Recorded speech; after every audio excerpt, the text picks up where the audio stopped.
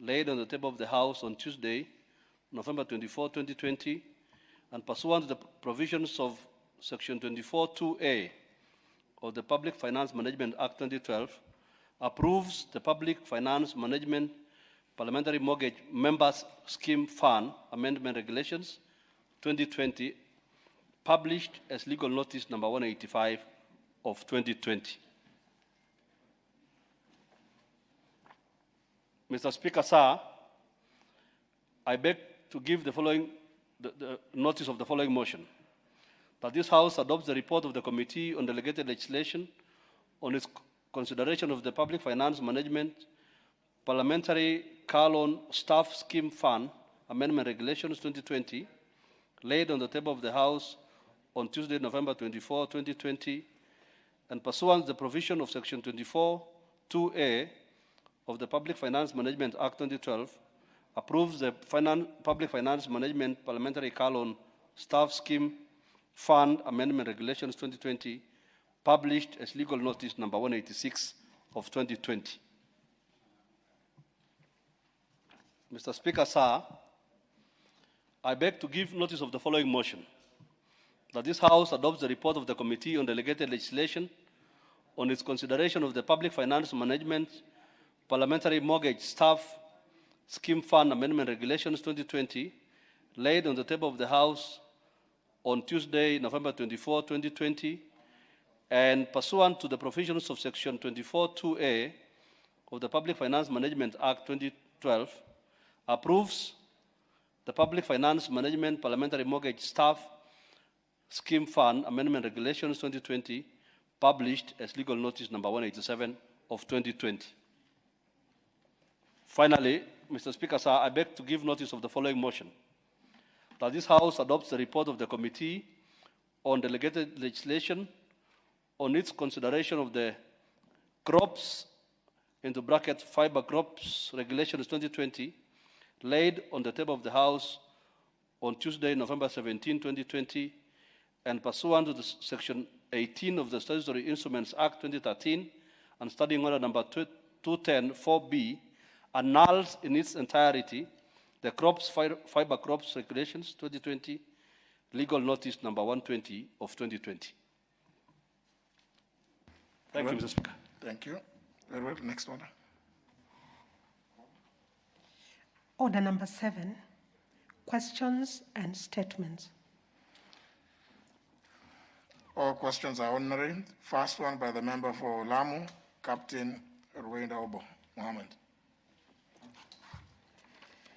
Thank you, Mr. Speaker, for giving me this opportunity to ask question 003-2021 to the Cabinet Secretary for National Treasury and Planning.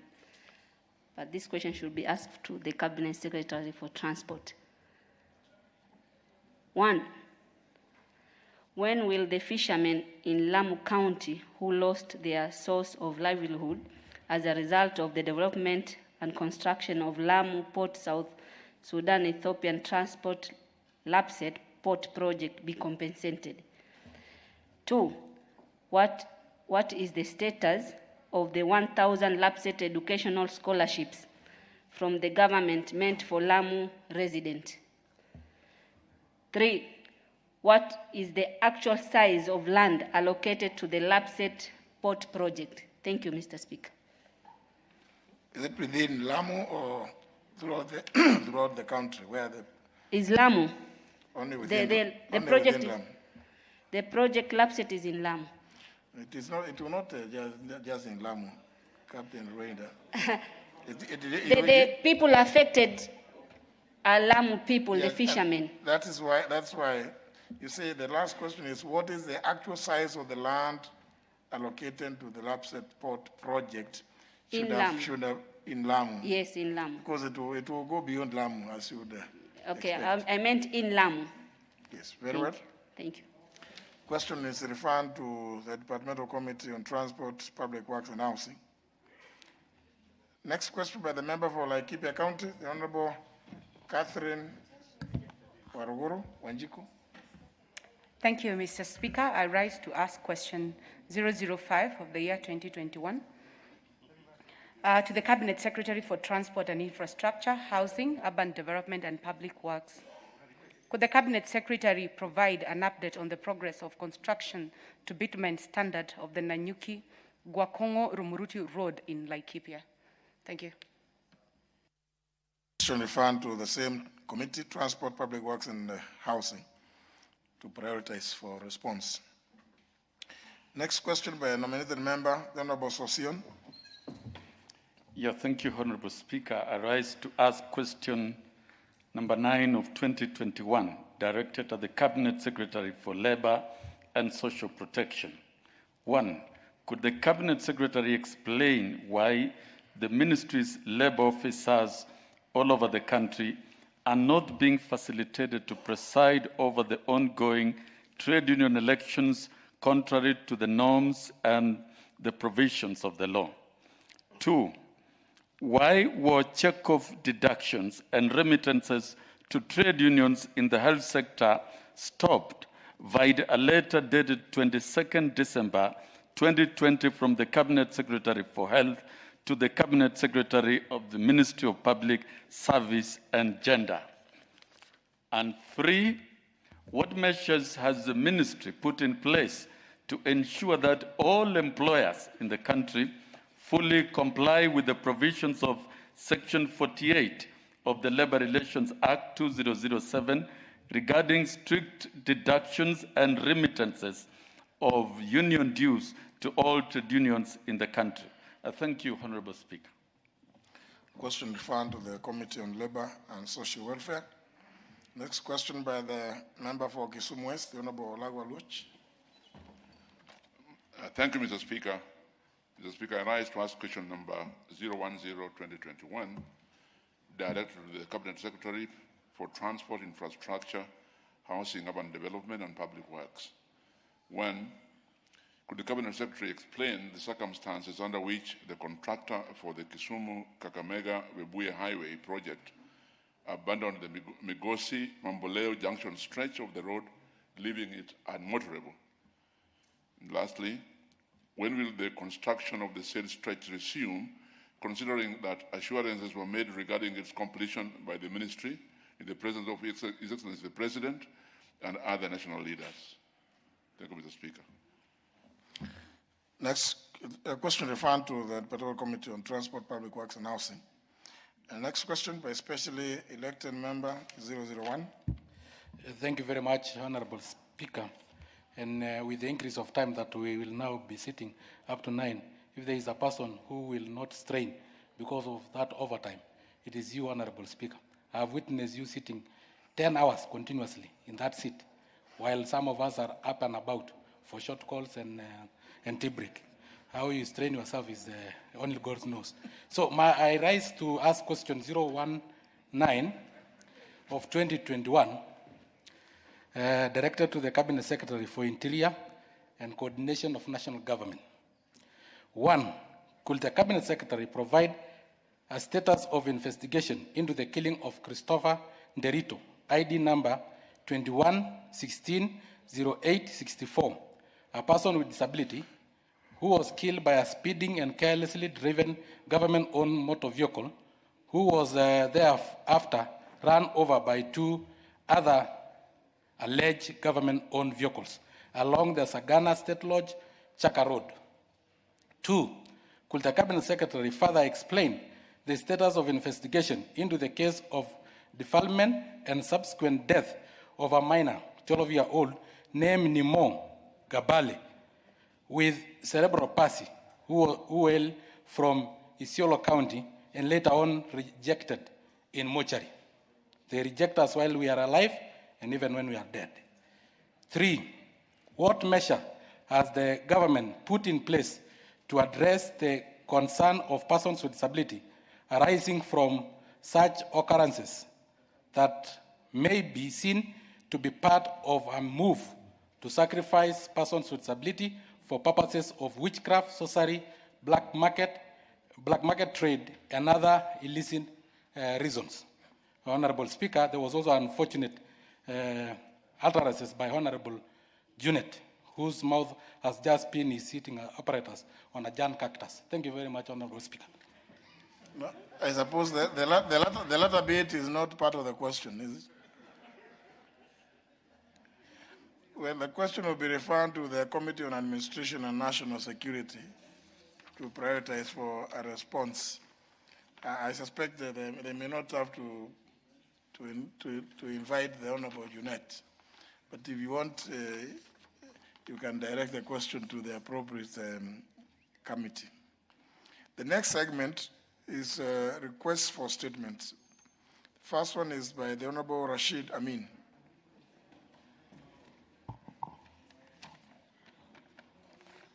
Thank you, Honorable Speaker. I wish to request for statement pursuant to Standing Order number 44.2c on increased incidences of detention of residents of Wajir East constituency. Honorable Speaker, pursuant to Standing Order 44.2c, I wish to request for a statement from the Chairperson of the Departmental Committee on Administration and National Security on the increased incidences of indefinite detention of innocent citizens by the security agencies in Wajir East constituency.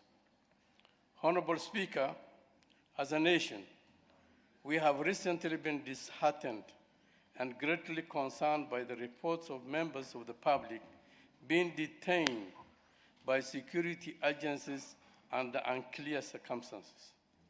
The most recent cases is the detention of 8 persons, namely, and residents of Wajir East constituency, namely Mr. Jim'ali Ilmi Salat, Mr. Saleh Muhammad Hassan, Mr. Abdi Bishar Omar, Mr. Basho Noor Muhammad, Mr. Abdullah Hussein Ilmi, Mr. Abdi Jalil Salat, Mr. Dawood Ahmed Muhammad, and Mr. Abdi Muhammad Kahin.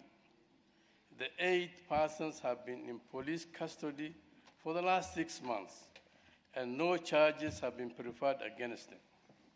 Honorable Speaker, it's on account of the above that I seek a statement from the Chairperson of the Departmental Committee on Administration and National Security on the following. 1.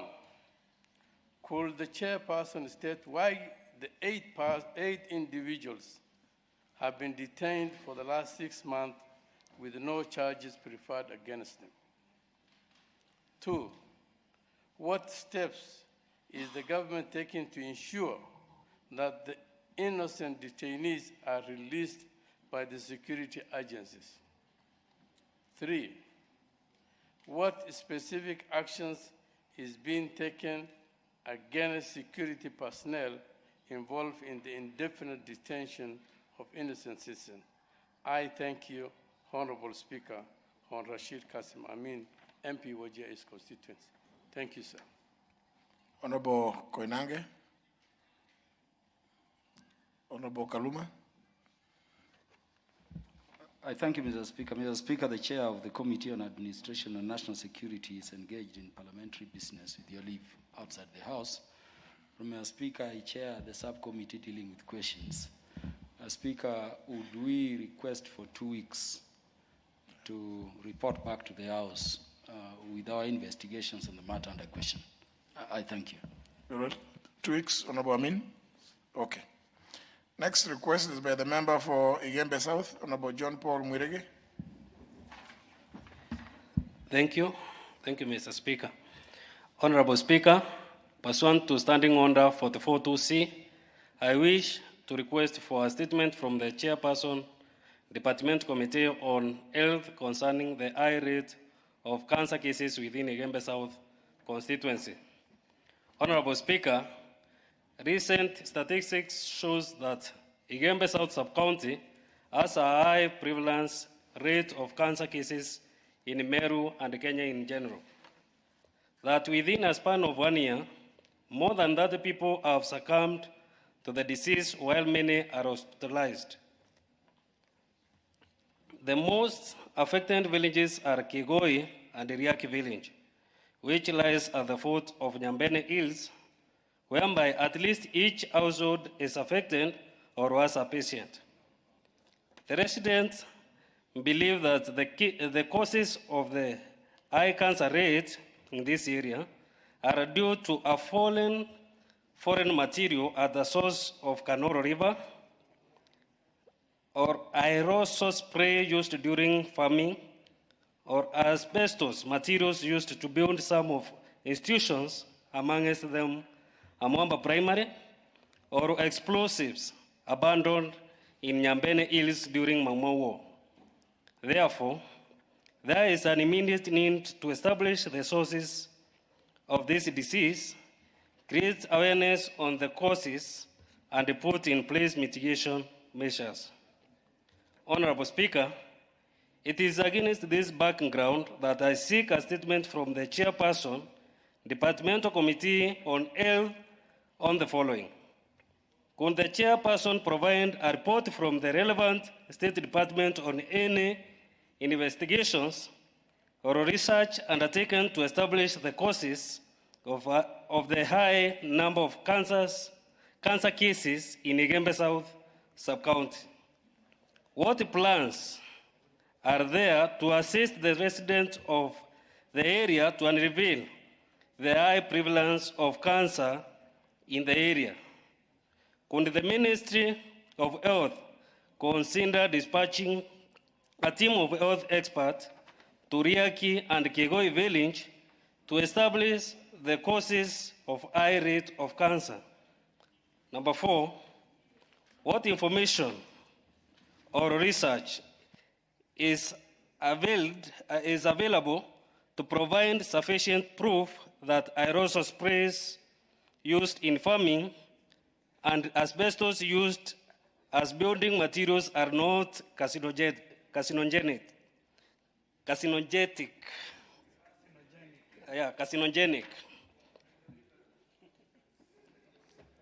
If the answer negative, could the responsible manufacturing companies be held liable and made to compensate the victims? Number 5, could the government consider funding schools to assist them to replace carcinogenic asbestos used as building material for roofing and constructing other school infrastructure, as is the case for Mwamba Primary School? I thank you, Honorable Speaker.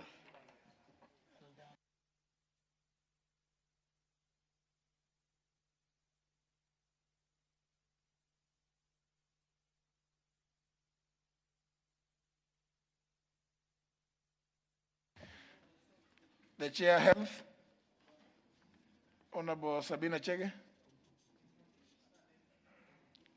or somebody, yes, member for Ndiwa. Thank you, Chair. Based on those predisposing items which he has mentioned, I think it will be appropriate to give us a month to find out what is going on in that part of the country. I stand in for the Chair. I think so. It requires a thorough investigation. But I think also the members should be available to assist where there may be need to take whoever will be doing the investigations to the specific areas where he has alleged there could be some materials that could be the cause and or source. I think, Honorable Mwirigi, I think let's allow the committee, because this I think you require some quite substantive response. Or what do you feel, Honorable Mwirigi? Since, Mr. Speaker, we have waited for long, 1 month is sufficient, so that the committee at least can give very substantive, maybe mitigation ideas, I think. It will be good. Very well. I think the committee, please take up the matter. I think it's a serious allegation. The issues he has raised would require some serious investigation. The next question is by the member for Moyale. Waricha Gufu Wario.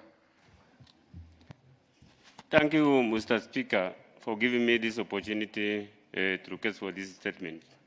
Honorable Speaker, pursuant to Standing Order 442C, I seek to request a statement from the Chairperson Departmental Committee on Administration and National Security regarding recent insecurity and displacement of residents of Lebor, Funangombe, Funanida areas in Uran Ward, Moyale constituency of Marsabit County.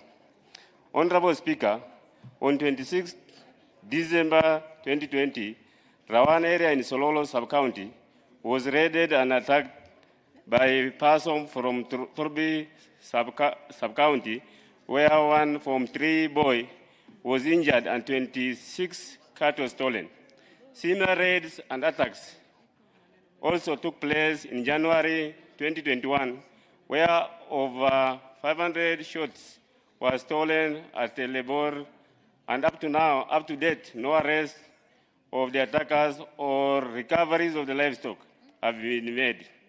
Honorable Speaker, due to the rampant attacks and raid by the cattle rustlers in the county, an entire village of 600 households in Funangombe has been forced to move to Walda Division in Sololo sub-county, which is 30 kilometers away.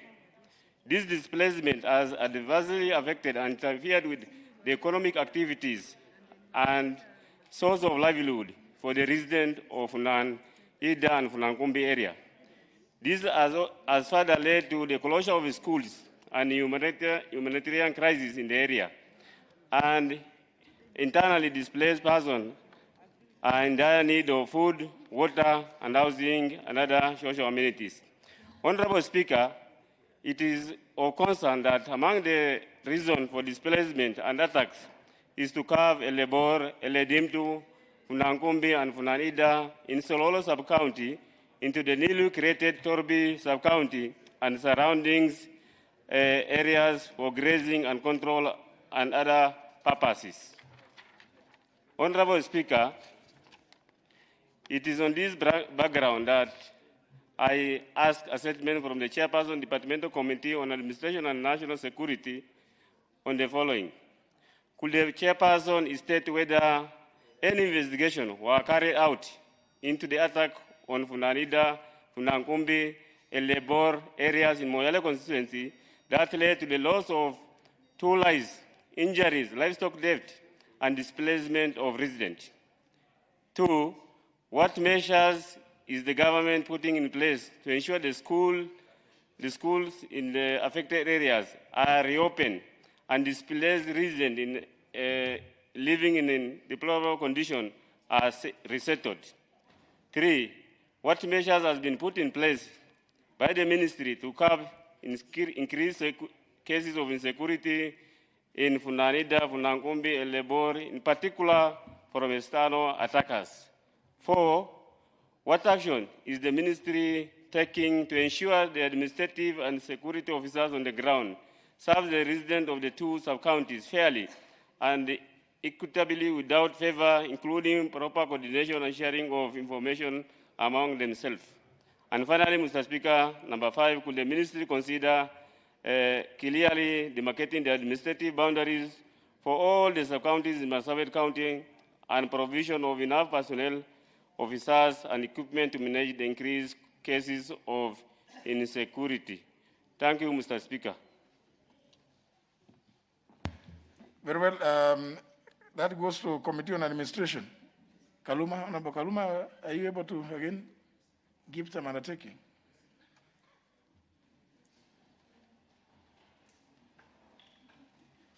Yes, Mr. Speaker, the chair of the committee indicates that we put forth the undertaking to report back to the House within 3 weeks because of other businesses before the committee. We note it is a bit urgent also because of those children and their education. But we request for the member for 3 weeks, 21 days. Honorable Wario. Mr. Speaker, sir, this is a case where some schools are closed and people are moved away from their homes. And remembering or putting in the fact that actually in those areas we have a very severe drought. I think 3 weeks is a lot of time. If they can actually reduce to 1 week, I'll be very happy.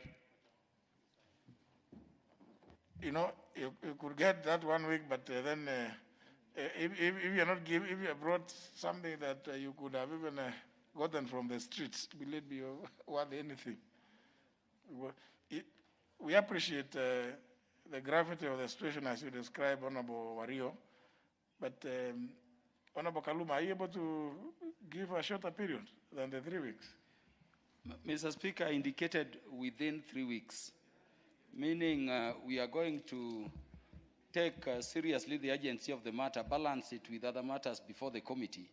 It could be within a week, 2 weeks, but we are giving a maximum of 3 weeks.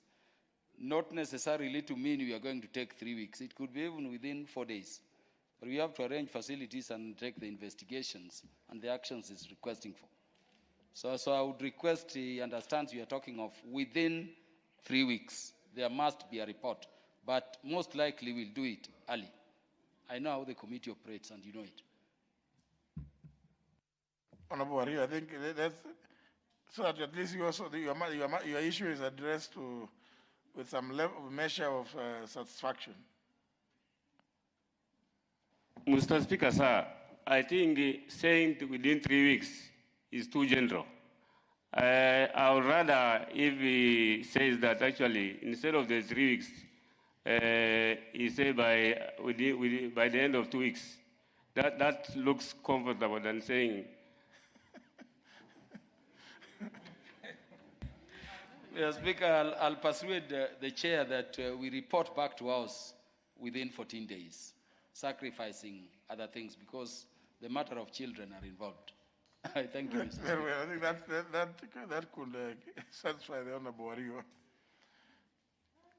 Next question, the request is by the member from Vita, Abdul Samad Sharif Nasir. Thank you very much, Mr. Speaker. Honorable Speaker, pursuant to Standing Order number 44C2C, I wish to request for a statement from the Chairperson of the Parliamentary Committee on Administration and National Security regarding the demolition of structures in the country and planned in Mombasa County as well. Honorable Speaker, the ongoing demolitions carried out by the government agencies and other entities are done in the most inhumane ways, usually in the night. Notices are not issued, and if issued at all, then it is typically within short periods of less than 2 to 3 hours before invasions by the bulldozers and other heavy machineries under the watch of police and security personnel. Honorable Speaker, this has led to demolition of properties, injuries and loss of lives, as it has happened recently in Kibos, Kisumu County, where thousands were displaced, including a mosque, and in Luna Park in Nairobi County. In Luna Park and surrounding businesses, premises, properties worth millions of shillings were demolished on Tuesday evening at 8 p.m., 15 September, after giving a 4-hour notice before demolitions. It is notable, Honorable Speaker, that during demolitions, hundreds of people who are directly employed in the affected areas and premises are rendered jobless, and in particular, during this period of COVID-19 pandemic. These demolitions should be carried in a humane way, taking into consideration the measures to mitigate its effects. Honorable Speaker, it is on account of this that I seek for a statement from the Chairperson of the Parliamentary Committee on Administration and National Security on the following: whether the Ministry is aware of any planned demolitions and evictions that are being targeted for residents within Mombasa North area in Mombasa County, and why, Honorable Speaker, are these demolitions carried out during the night without or with very, very minimal notices to vacate, in the most inhumane ways, without considering the effects that this will cause to residents economically, their livelihood, and without provision for alternative place for settlement? And Mr. Speaker, what measures has the Ministry put in place to ensure that persons affected during the evictions and demolitions are rightfully compensated, how much they shall be compensated, and by when that should be done. I thank you, Honorable Speaker.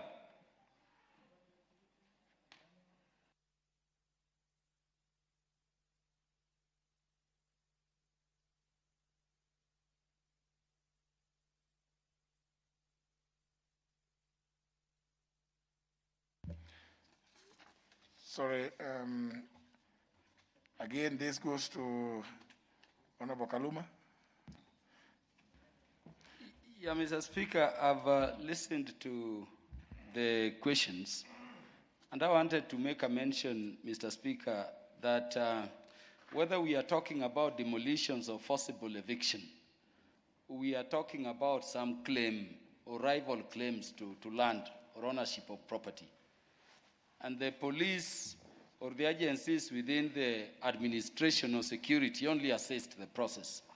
I was therefore thinking, Mr. Speaker, that in as much as the question is addressed to the committee, Departmental Committee on Administration and National Security, the final resolution to the matters asked by Honorable Abdul Somad would better come from the Lands Committee, because that is where the rival claims to ownership before the police interventions, should be addressed, because otherwise I don't think we'll be dealing with the real issue.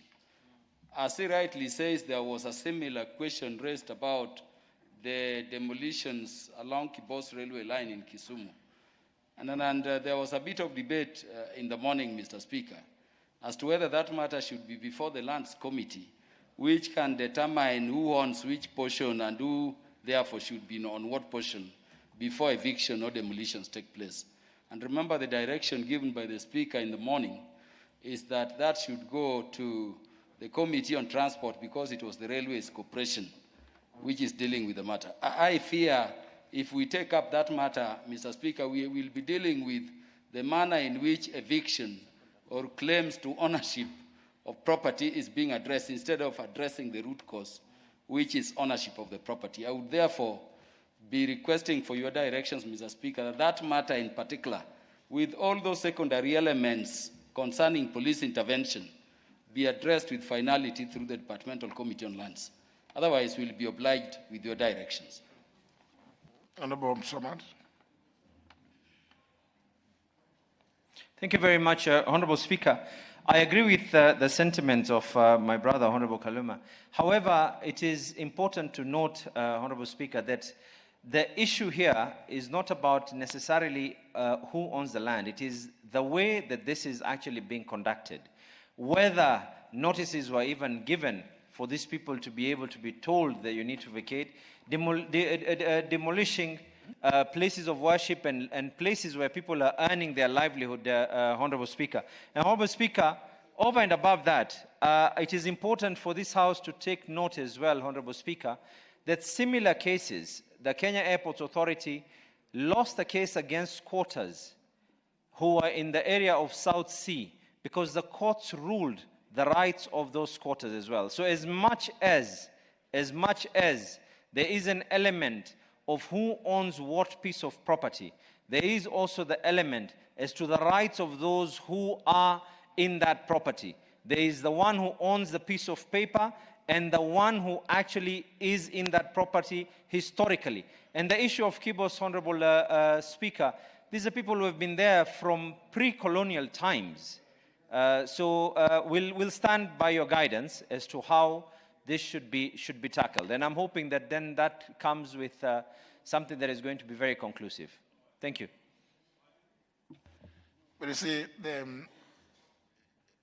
if you talked about somebody who is in possession of a piece of paper, and I was wondering whether it is this one I'm holding.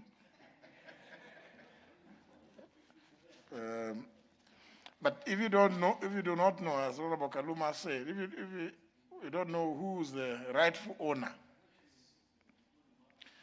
so that you begin there, you may be the rightful owner, and you desire that some people who may be in forceful entry into you, what is rightfully yours should move out, but there are legal procedures, notices being issued to those people. So I think it will still be good if the Committee on Lands were to go into this, so that then, because the questions you'd be available to ask the questions, whether if indeed these are the rightful owners, or if they are not, were they ever given notice to vacate? And if so, when and how? How are those notices given? Because now these days people are taking advantage of the COVID-19 pandemic and claim that they are doing so through Twitter. So if the notices were via Twitter, then perhaps somebody would raise some other issues. But I think if we take it to security, national security, Honorable Abdul Samad, what we are likely to get will not go to the root of the problem. So if you don't mind, Honorable Abdul Samad, we can redirect this request to the Ministry of, to the Departmental Committee on Lands, so that they can go into the historical issues that touch on that property. Very well. Committee on Lands. The Honorable Rachel Nyamai was here, but I think, yes, Honorable Pukose. Thank you, Honorable Speaker. Honorable Rachel Nyamai has just gone to consult with his Vice Chair, Honorable Mwashetana, at the outside, but I know they have gotten the message, and I'll ensure that I pass over this information to her. Okay. Very well. Now, there are too many people who want to offer to say something about it. No, it's not. It's just to pass the message to the chair of the committee, isn't it? Honorable Judy Jomo, Honorable Owen Bayer. Or you are a member of the committee. You've had the issue. So you can actually now, we can now task you, Honorable Owen Bayer, member for Kilifi North. She was sitting right behind Honorable Pukose. Let him carry the baby. Very well. Honorable Judy Jomo, you want to say something? Or yes? Yes, Mr. Speaker, I just wanted to add a comment on this. Because which comment? On the demolition. Devolution? Of property. Devolution? And eviction. There's no debate. There's no debate on that. No, I just wanted to. No. You know, this house follows rules.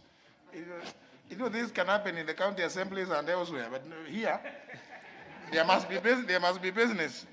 You know, we cannot now sit here. A request for a statement becomes a debate. I've seen it elsewhere. A request for a statement, and there's no response has been given. You debated for 1 hour. You wonder, what are you doing other than you maybe entertaining yourselves? So let us leave it to the Committee on Lands.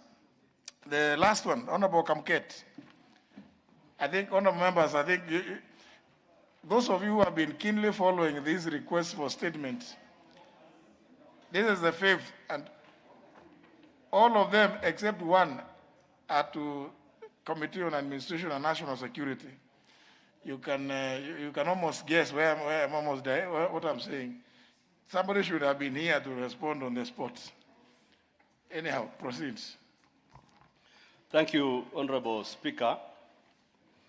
Mr. Speaker, sir, pursuant to Standing Order number 44-2C, I seek to request a statement from the Chairperson, Departmental Committee on Administration and National Security regarding the recent killings and subsequent security operation in Kapedo area, Baringo County, that began on 21st January 2021.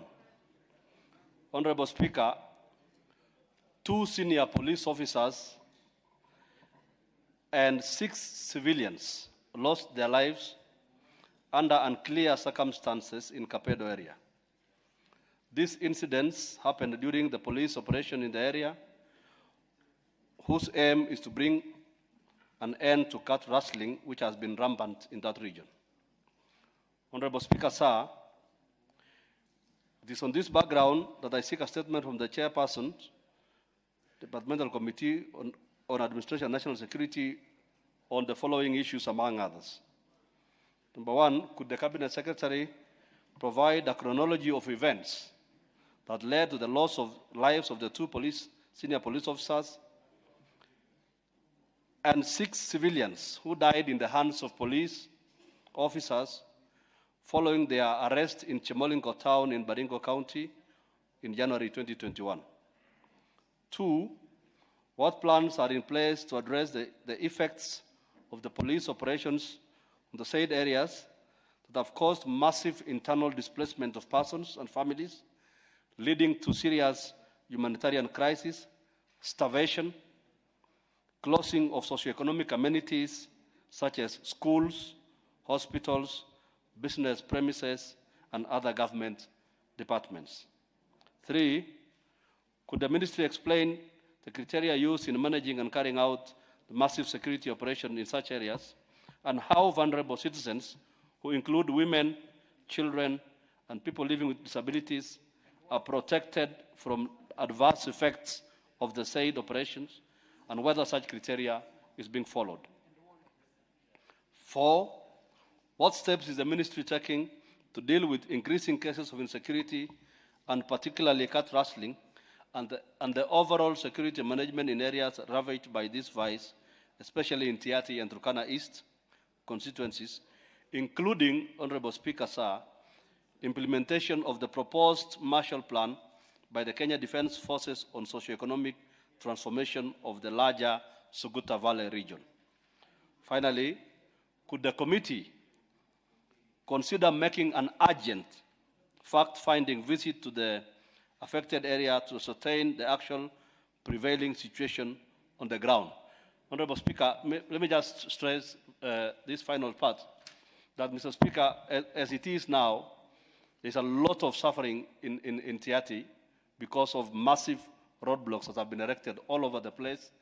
And the police have suspended the law, and they're doing very bad things to the people. My own personal assistant was arrested, and he has not been found up to date. And several things are happening. The police are banning food. They stop vehicles carrying food, and they put the food on the floor, and they ban the food, including all manner of food. So is it a deliberate attempt by the government to starve the entire people of Tiaty constituency for the crime of a few, Mr. Speaker, sir? And I want to ask the committee, Mr. Speaker, sir, to consider making that trip to Tiaty as soon as tomorrow, if possible, Honorable Speaker, because the situation on the ground is terrible. People are running away from bandits and are also running away from police.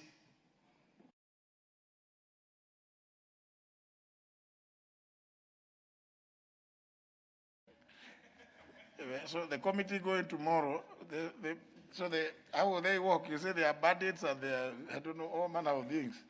So are they not going to walk into hellfire? Honorable Kaluma, you hear the proposal that you visit the place tomorrow. Mr. Speaker, the House is aware, because we engage outside the House with the leave of the House and the House's facilitation. Honorable Kamket is also aware that the subject matter has been under and before the Committee for consideration for quite some time, even before the measures the government has instituted to deal with the matter of Kapedo were so instituted. Mr. Speaker, all I wanted to indicate at this stage is that this is a very delicate matter. Of course, as a committee, before and even during this time, government is intervening to ensure there is some calm there. We are insisting the rights of the people, the access to basics, be secured. But because of the delicate nature of the matter and the investigations involved, some of which Honorable Kamket is aware we've been undertaking, I would request, Mr. Speaker, for this particular instance, that you give the committee, if possible, 28 days I know there are some thoughts within the committee on how the committee can go to Kapedo a second time, because we've been to Baringo, Suguta, and those areas before, but not after these measures the government is carrying on were instituted. But there are logistical arrangements we need to be assured of before we can plunge into that area that Honorable Speaker and Honorable Kamket, confirms before the House is delicate. So I would request Honorable Kamket that for those measures which are urgent, we can always intervene. We have been doing a bit of work. But for a report coming to the House on the basis of the question, Mr. Speaker, we need your leave to get back to the House substantively on the matter, both of Kapedo and Marsabit within 28 days, so that we bring a solution that can secure future peace in those areas. Yes, Honorable Kamket. Mr. Speaker, I appreciate what the Honorable Kaluma is saying. Except, Honorable Speaker, after 28 days, if they go after 28 days, as he's saying, they'll find no one. They'll find no one to speak to. The situation, Honorable Speaker, is dire. And if they are not able to access Kapedo, they can as well go to Chemolingot, the constituency headquarters. And Chemolingot, the only problem, the only insecurity in Chemolingot is caused by government. It is not caused by bandits. It is the police who have erected roadblocks within and around Chemolingot and Luruk areas. They can go to Chemolingot tomorrow. There is no insecurity in Chemolingot, unless the honorable member is telling me that they're also running away from police, just like the residents of Tiati. If that is the situation, then we are living in a police state, Honorable Speaker. And I really want to plead with you, Mheshimiwa Speaker, that the situation is dire. Schools have closed. Schools have closed, and we have exams within a very short time. Now let's cut a long story short. This is the direction. Have a sitting. Honorable Kaluma, get your committee to have a sitting with the relevant government agencies. Invite the cabinet secretary and whomever in the course of next week. Honorable Kamket should be present, so that then you can discuss the logistics of how you travel to the affected area. If you may permit, Mr. Speaker, I confirmed that this matter was before the committee, even before the ongoing government interventions began. And Mr. Speaker, Honorable Kamket and all members are aware that just last week, we met the Cabinet Secretary for Interior and Coordination of National Government, specifically on this matter. So the fact of the matter is that this matter is already before the committee for consideration. The questions being raised are just adding in impetus. The direction Honorable Kamket is taking is to choose for the committee which areas to go to in terms of how to get the best solution to this problem. And I don't think, Mr. Speaker, that is the best way to go. We already have a perspective over this matter. The Kapedo issue is not just about Baringo. It could also be about Turkana and other areas. And that is why, Mr. Speaker, I was giving you a hint based on background information due to prior investigations before the committee, that it is a delicate matter. I don't believe that we can go on record, Mr. Speaker, to say that because of an operation by the government of a people, the people are all going to be decimated, not to be available within 2 weeks. And I've assured the House that measures have been agreed within the committee with the government agencies, including the CS, that the rights of the people have to be secured as we seek a solution to this matter. So what we request for is patience.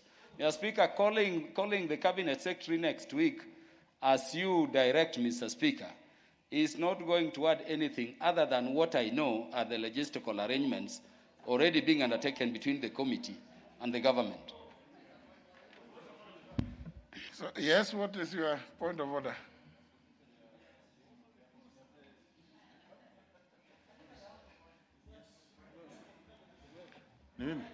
Mr. Speaker, thank you so much for No, not you. Not you. It's Honorable Kamket. Now, we can't, you guys, honorable members, it's not going to be debate. We just want to see how best the committee can respond to the issues raised by the Honorable Kamket. Thank you. The rest of you, I don't know what is exciting you. Mr. Speaker, the Honorable Kaluma has misled the House. Mr. Speaker, the meeting, the summoning of the CS was to deal with the issues of Marsabit. The issues of Tiati were not discussed. I wrote to the chairman of the committee and appeared before the committee, and I was told to say what it is that I wanted to say. I was given a very few minutes to say some few words, and then I was told to leave the committee. We have not had a very serious, thorough engagement with the cabinet secretary and the security people, because these are we are talking about the lives of both civilians and the lives of police officers. People were picked, Mr. Speaker, sir, from Chemolingo town in a bar, professionals, Mheshimiwa Speaker. People were picked from a drinking joint, innocent civil servants, and the police went and killed them. This is a very serious matter, Mr. Speaker. And as we speak now, they are continuing to blockade the media. They are blockaded even Kenya Red Cross. Mr. Speaker, sir, even in serious international conflicts, Red Cross is allowed free access. But in this particular case, Mr. Speaker, they have blocked even Kenya Red Cross. No one is accessing Tiati. And Honorable Kaluma, Mr. Speaker, is a member of parliament like me. If this thing was happening in Homa Bay, what would he be saying? Now, Honorable Kaluma. So I request you, Mr. Speaker, that the order that you've made, please uphold that order, that the cabinet secretary and his entire team to come before parliament and account. They must be held to account, Mr. Speaker. They must be held to account. No, Two wrongs do not make a right, Mr. Speaker. Honorable Kamket, you are exciting other freshers like yourself, like the member for Bomet, who thinks this is a place where they can, by banging tables, you are not helping anything. Honorable Kaluma. Mr. Speaker, may I say my last? I imagine the indication the House required of me is how long the committee will take to assist the House report back on this matter. And I've requested for 28 days. Mr. Speaker, I've mentioned that we've been to Baringo severally. We've been to Soguta, we've been to Baragoi. And I don't think it is right for my honorable colleague to say that he understands the business for which the committee requested the minister to come before them, than us who requested him to come. I know, and I may say it, but I don't want to say it. Allow me to say this is delicate. In fact, among the people being suspected to be triggering the situation in Kapedo could be some colleagues, even within here. That is why I'm saying we are very advanced. Allow us, Mr. Speaker, I'm talking of logistics. This is the area, Mr. Speaker, you remember even some security personnel were shot down a short while ago. I cannot stand before this House to say on such a date, members of parliament will be traveling by this means to such a place. When I'm talking of logistics being made, I know, and I'm assuring him as a colleague, and that's why I'm saying there are things I don't want to say here. This matter is delicate. Give us 28 days. We come with a substantive report on this matter that can lead to come along our people. I will be the last person to say the government should hurt their own citizens. I've never understood that of a government. But let us report on behalf of the relevant government department within 28 days because of the delicate matter we are dealing with. I thank you, Mr. Speaker. Now, Honorable Kamket seems to suggest that people will have, there will be nobody to. But of course, that is not true. But you see, let us not, that new habit you have acquired must have been during the recess period. Don't bang tables. Yes. Mr. Speaker, I just want to plead with you, Honorable Speaker, that,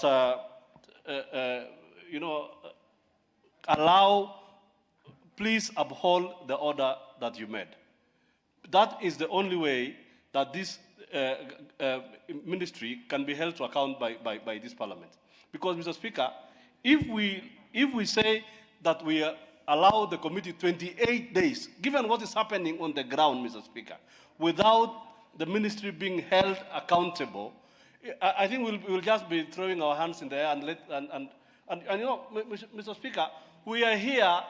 If you look at the solemn words in our prayer, Mr. Speaker. Now, we are here, Mr. Speaker. Don't worry about the prayer. We say the prayer, so it's alive. It's with all of us. Yes, sir. Yes. So we are here, Mr. Speaker. I'm not here in any contest with my colleague, Honorable Kaluma, and he must feel like I feel. All honorable members here, we are all here for the interests of those whose interests we have been committed to our charge.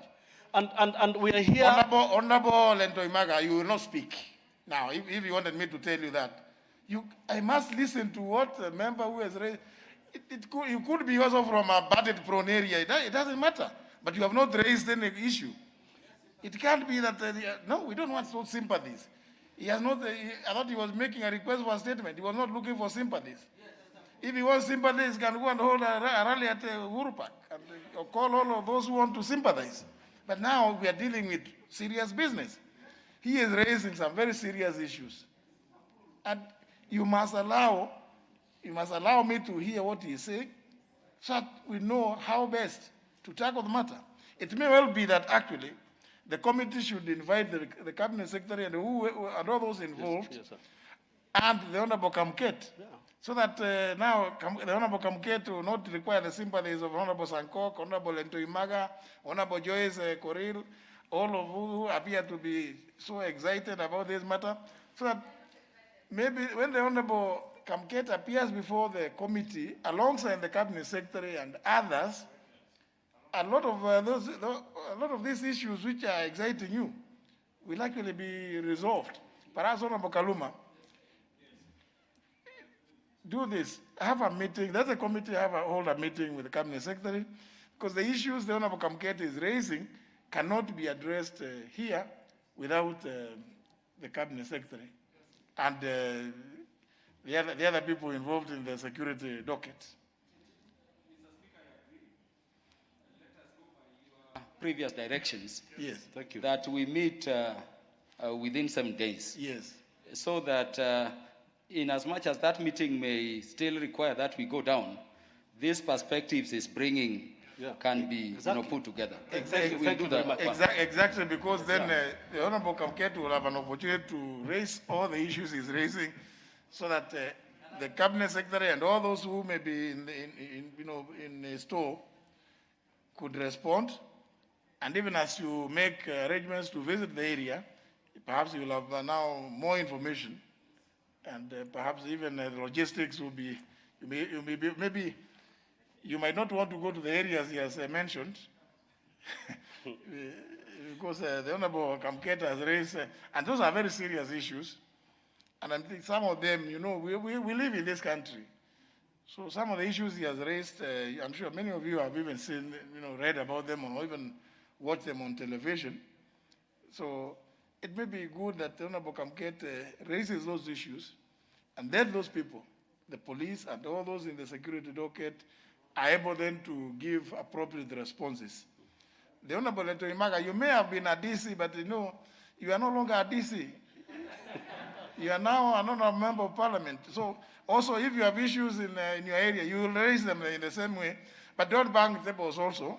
Mr. Speaker, just one, and finally, Mr. Speaker, I heard what Honorable Kaluma was trying. He was trying to put me down. Mr. Speaker, I just saying one word. If I am a leader and I am ready. Honorable Kamket. Thank you very much, Mr. Speaker. Thank you. Yes. No, this is not the place where we deal with suspects or criminal suspects specifically. So if anybody suspects that you have committed a crime, they should deal with you out there, not here. We know you to be the honour member for Tiati and the chair of the Committee on Delegated Legislation. Yeah? So in the course, within 7 days, let that meeting happen, and I want to make sure that you are in attendance, because I think it's fair that you go and raise those issues there. Those of you who also wanted to support him, go and support him now before the committee. So because those issues, I'm sure the Honorable Ntoimaga, who is an expert also in those issues of banditry, will be able to. No. All those who have interest in banditry, please, or who are victims of banditry,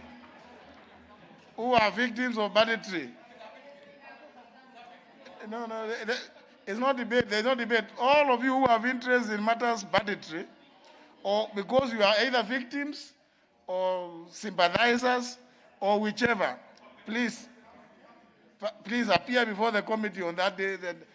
Honorable Kaluma, please allow all of them to say what they have to say, so that then you bring a holistic report, so that we will be able. You can also help us know who among them should be on the radar. Yes.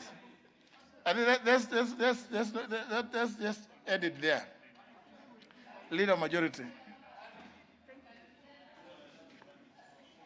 Honorable Speaker, pursuant to the provisions of Standing Order number 44-2A, I rise to give the following statement on behalf of the House Business Committee, which met on Tuesday, February 9th, 2021, and today, Thursday, February 11th, 2021, to prioritize business for consideration.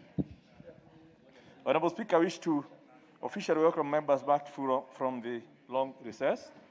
It is important for members to know that this first part of the session is normally very busy.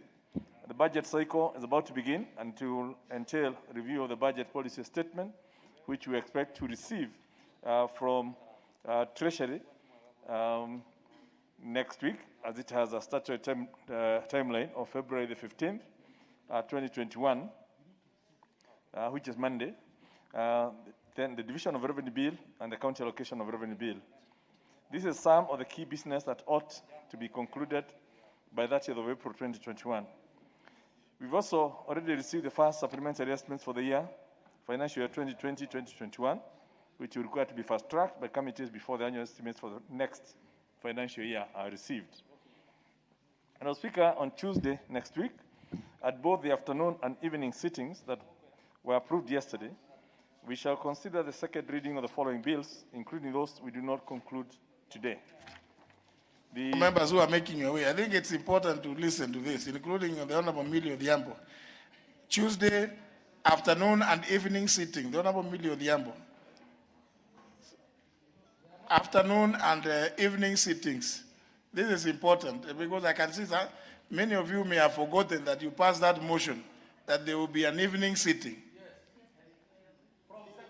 Yes, from 7. Okay. So please, that's why I wanted all of you to pay attention, because I don't want you to place your requests if you're not accommodated at this period between 2:30 and 6:30. Remember, you can still be accommodated between 7 and 9 p.m. We are legislators. I think we should be able to sit and do that work. Yes. Yeah, thank you, Honorable Speaker. The first bill we'll be looking at is the Kenya National Library Service Bill, National Assembly Bill number 5 of 2020. The Kenya National Blood Transfusion Service Bill, which is National Assembly Bill number 6 of 2020. The County Government's Amendment Bill, which is Senate Bill number 13 of 2018.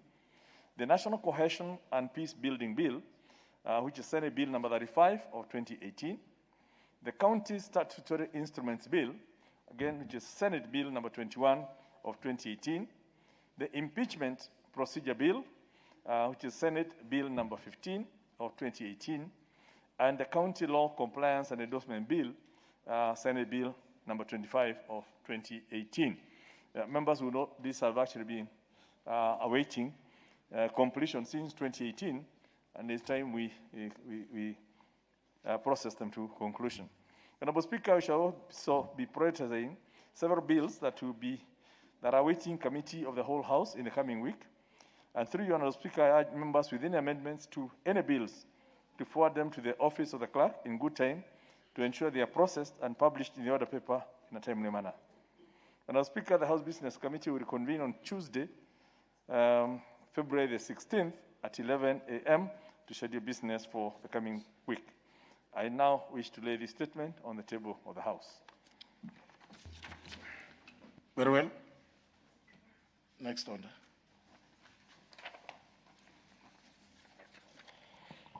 Order number 8, motion, appointment of members to the Committee on Members, Services and Facilities.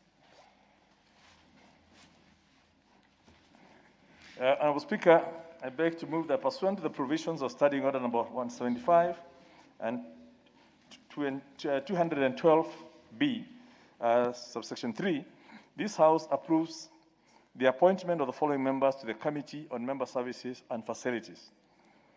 Number 1, the Honorable Ezekiel Mashogu Ombaki, MP.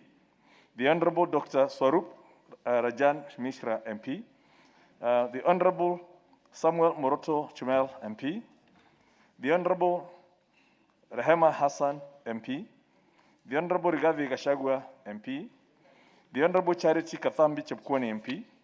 The Honorable Generali Nixon Kiprotich Koril, MP. The Honorable Kimani Ichung'wah, MP. The Honorable Beatrice Nkatha Nyaga, MP. The Honorable Elisha Ochieng Odhiambo, MP. The Honorable Elsie Busihile Muhanda, MP. The Honorable Engineer Thaddeus Kithua Nzambia, MP. The Honorable Christopher Wangaya Aseka, MP. The Honorable John Walter Owino, MP. And the Honorable Bernard Otieno Okoth, MP. Honorable members, this is basically a reappointment of the entire committee because of the work they've been doing, and we hope they will use this session, it's a sessional appointment, they will use this session to sort out some of the issues that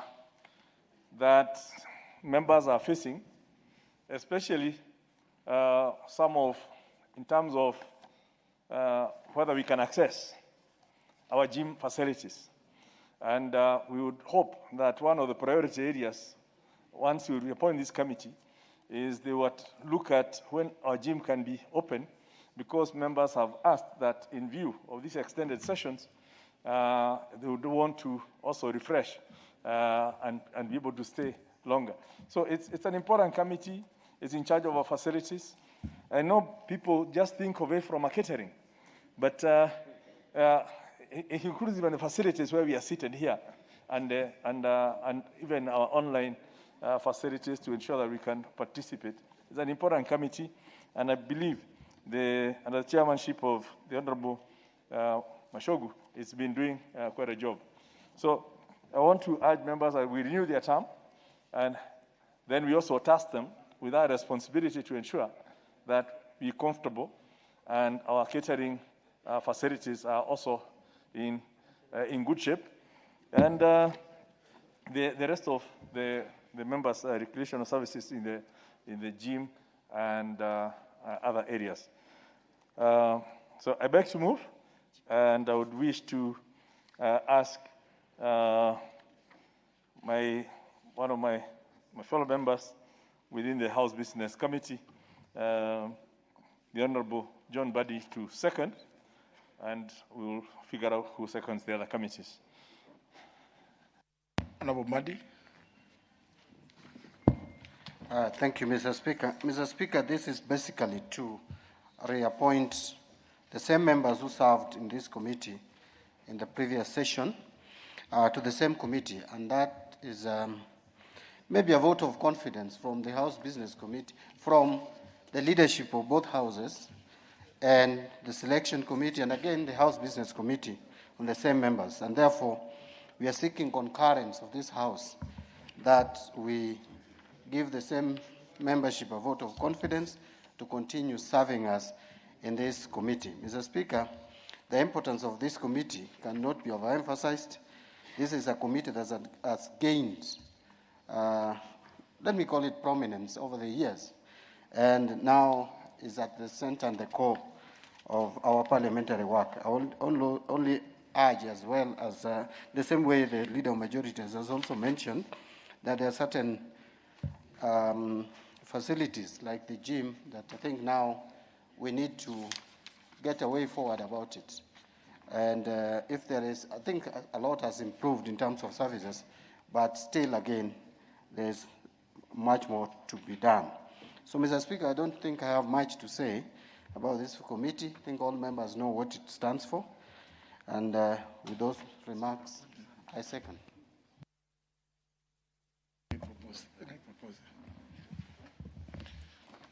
Honourable members, I propose the question, which is pursuant to the provisions standing under 175 and 212B, subsection 3. This House approves the appointment of the following members to the Committee on Members, Services and Facilities.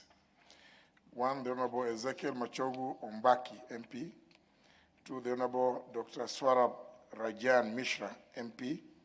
3, the Honourable Samuel Moroto Chumer, MP. 4, the Honourable Rahema Hassan, MP. 5, the Honourable Rigathi Gachagua, MP. 6, the Honourable Charity Kadambi Chepkon, MP. 7, the Honourable Generali Nixon Kiprotich Koril, MP. 8, the Honourable Kimani Ichung'wa, MP. 9, the Honourable Beatrice Nkatha Nyaga, MP. 10, the Honourable Elisha Ochieng Odhiambo, MP. 11, the Honourable Elsie Bushile Muhanda, MP. 12, the Honourable Engineer Thondius Kithua Nzambia, MP. 13, the Honourable Christopher Wangaya Aseka, MP. 14, the Honourable John Walter Wino, MP. And 15, the Honourable Bernard Otieno Okoth, MP. The desire of the House that I put the question. Very well. But even just to note, even as the committee has been urged to look into the gym, I'm sure that for purposes of the leader majority, for purposes of members refreshing, because we'll be sitting for many hours, I hope they will also see how they can ensure that members also refresh in the 30 minutes at the other place across, where members also takes refreshments. But only to caution that don't over-engage in that other place. Well, the refreshments should not be such as to make you incapable of communicating. So now, members, I put the question, which is that pursuant to the provision of standing under 175 and 212B, subsection 3, the House approves the appointment of the members whose names are read out to the Committee of Members, Services and Facilities. Will as many as that opinion say aye? As many as the contrary opinion say nay. The ayes have it. Next. Order number 9, motion. Appointment of members to the Committee on Parliamentary Powers and Privileges. Honourable Speaker, I beg to move that pursuant to the provisions of Standing Order number 15, 1A, subsection 2 of the Parliamentary Powers and Privileges Act of 2017 and Standing Order 175, this House approved the appointment of the following members to the Committee of Parliamentary Powers and Privileges in addition to the one specified under Section 15, 1A1 of the said Act. Number 1, the Honourable Josephat Kafinga Wachira, MP. The Honourable Kalisha Gufu Wario, MP. The Honourable Francis Chachu Ganya, MP. The Honourable Vincent Kipkurui Tuwei, MP. The Honourable Anthony Gidiaka Kiai, MP. The Honourable Gladwell Jasire Cheriot, MP. The Honourable Captain Retired Didmas Wekesa Baraza Mutua, MP. And the Honourable Oscar Kipchumba Sudi MP. The Honorable Johanna Ngeno Kipyegon, MP. The Honorable Andrew Mwadime, MP. The Honorable Omar Mwinyi Shimbwa, MP. The Honorable James Onyango Koyo, MP. The Honorable Danson Mwashako Mwakuona, MP. And the Honorable Vincent Kemosi Mogaka, MP. Again, Honorable Speaker, this committee is a sessional committee. Members have been behaving rather well. It has not had a lot of occasions to have to meet to dispose of matters to do with members' discipline. But especially as we get closer to the end of this year and bearing part of the intolerance we are seeing, the committee may have to be called upon to give guidance to the House on some of the things. And we do hope that the members here, when called upon, will rise to that occasion. There's only one slight change to this committee. The second member, the Honorable Kalisha Gufuario, joins afresh from another committee, and I'm sure he'll be well inducted by the other members. And this committee, Honorable Speaker, as you know, you chair it, and I know you have raised indication that perhaps in the change of standing orders that you may wish that it be chaired by an independent member from within the House rather than from the chair. But I beg to move, and I would want to ask one of the super disciplinarians in this House, the Honorable Deputy Speaker, to second. Thank you, Mr. Speaker. As I second very briefly, is to say that this is, of course, one of the committees that is really required now, especially after we have seen quite a number of issues, but always outside the House. And it's very interesting, Mr. Speaker, that you can see, even in this, in the constitution of this committee, there is fairness, including some members who ordinarily would have been partakers of discipline for the many things they do outside. But luckily, Mr. Speaker, all members, actually, most of the members could behave differently outside there, but when they are here, they behave well. I pick specific one here, Honorable Johanna Ngeno Kipyegon, who behaves very well within the chambers. Well, outside, I'm not so sure he does the same, but well, you see, we are not so much bothered about what happens outside the chamber. So with those few remarks, Mr. Speaker, I second.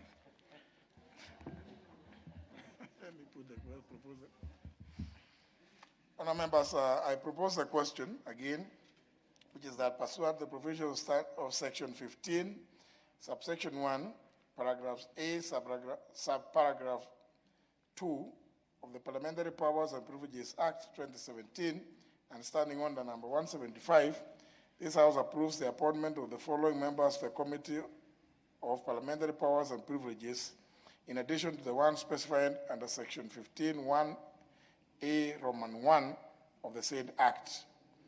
1. The Honorable Josephat Kabinga Wachira, MP. The Honorable Kwaricha Gufu Wario, MP. The Honorable Francis Chajuganya, MP. The Honorable Vincent Kipkurui Tuwei, MP. The Honorable Anthony Githiaka Kiai, MP. The Honorable Gladwell Jesire Cheruyot, MP. The Honorable Captain Retired Didimas Wekesa Barasa Mutua, MP.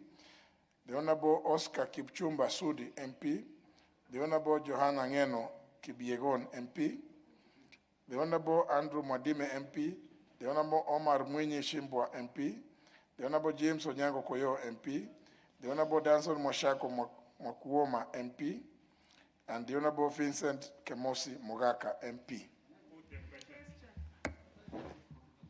The Honorable John Bandi desires to make a contribution.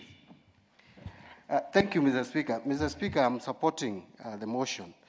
But I just want to mention something, Mr. Speaker, that, you know, image of Parliament is very important. So whatever you do, even outside there, reflects on the image of Parliament. And this committee is the one that is in charge of executing, actually discipline in Parliament or in the National Assembly. And so the behavior out there should reflect the fact that they hold discipline of members of parliament very highly.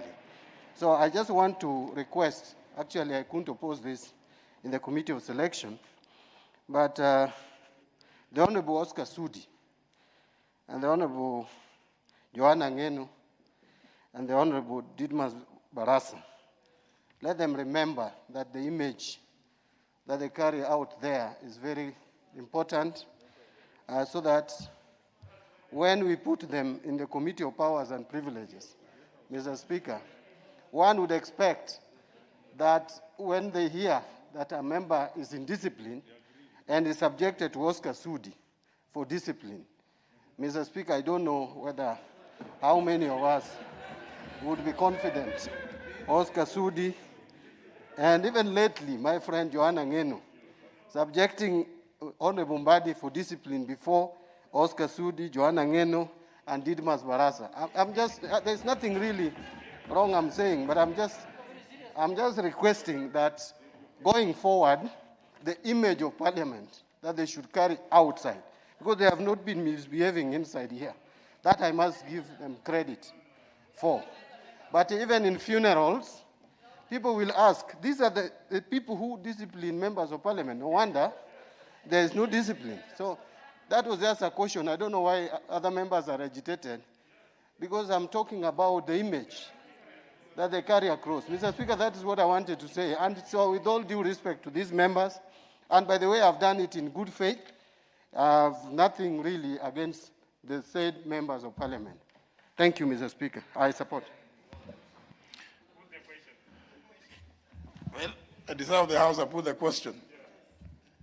That pursuant to the provisions of Section 15, subsection 1, paragraph A, Roman 2 of the Parliamentary Powers and Privileges Act 2017, and standing under 175, this House approves the appointment of the following members to the Committee of Parliamentary Powers and Privileges, in addition to the one specified under Section 15, 1A, Roman 1 of the said Act.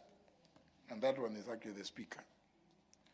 2, the Honorable Josephat Kabinga Washira, MP, the Honorable Kwadicha Gufu Wario, MP, the Honorable Francis Chachuganya, MP, the Honorable Vincent Kipkurui Tuwei, MP, the Honorable Anthony Githiaka Kiai, MP, the Honorable Gladwell Jesire Cheruiyot, MP, the Honorable Captain Retired Didimas Wekesa Barasa Mutua, MP, the Honorable Oscar Kipchumba Sudi, MP, the Honorable Joanna Ngeno Kipiegon, MP, the Honorable Andrew Mwandime, MP, the Honorable Omar Mwinyi Shimbwa, MP, the Honorable James Onyango Koyo, MP, the Honorable Danson Mwashako Mwakuoma, MP, and the Honorable Vincent Kemosi Mugaka, MP. Will as many as for that opinion say aye? Aye. As many as the counter opinion say nay. The ayes have it.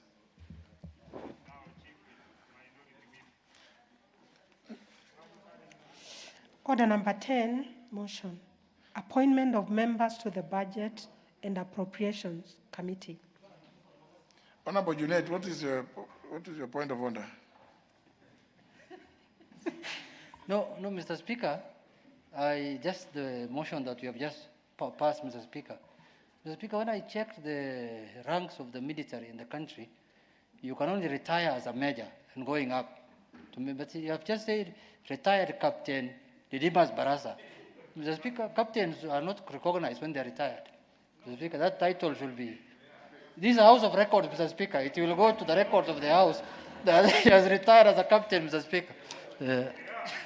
Well, I think that's a matter that maybe the clerk's office should look into, because I have sat here with retired Captain Nakitare from Transoya. Wasn't he? And he was recognized here as a retired captain. Wait, maybe, I don't know whether was he recognized as retired or tired? One of them. Retired. Anyhow, point noted, Honorable Junet, Honorable Kimunya. Thank you. Honorable Speaker, I beg to move that pursuant to the provisions of Standing Order 175 and 207, this House approves the appointment of the following members to the Budget and Appropriations Committee. Number 1, the Honorable James Kanini Kega Madenge, MP. Number 2, the Honorable Moses Lesonet, MP. The Honorable Bernard Masaka Shinali, MP. The Honorable Ruth Wangari Mwaniki, MP. The Honorable Sarah Paulata Korede, MP. The Honorable Samuel Moroto Shumel, MP. The Honorable Fatuma Gedi Ali, MP. The Honorable James Gishoki Mugambi, MP. The Honorable Marcelino Malimo Abere, MP. The Honorable Emmanuel Wangwe, MP. The Honorable Josephine Naisula Lasuda, MP. The Honorable Jude Jomo, MP. The Honorable Florence Chemgetich Koskei, MP. The Honorable Masi Wanjiku Gakuya, MP. The Honorable Francis Kuria Kimani, MP. The Honorable Alfred Kipto Keter, MP. The Honorable CPA John Badi, MP. The Honorable Mili Odiebo Mabona, MP. The Honorable Dr. Benson Makali Mulu, MP. The Honorable Samuel Onunga Atandi, MP. The Honorable Badi Twali Badi, MP. The Honorable Engineer Mark Nyamita, MP. The Honorable Paul Abur, MP. The Honorable Danson Mwashako Mwakuona, MP. The Honorable John Sakwa Bunyasi, MP. The Honorable Richard Onyonka, MP. And the Honorable Joseph Manje, MP.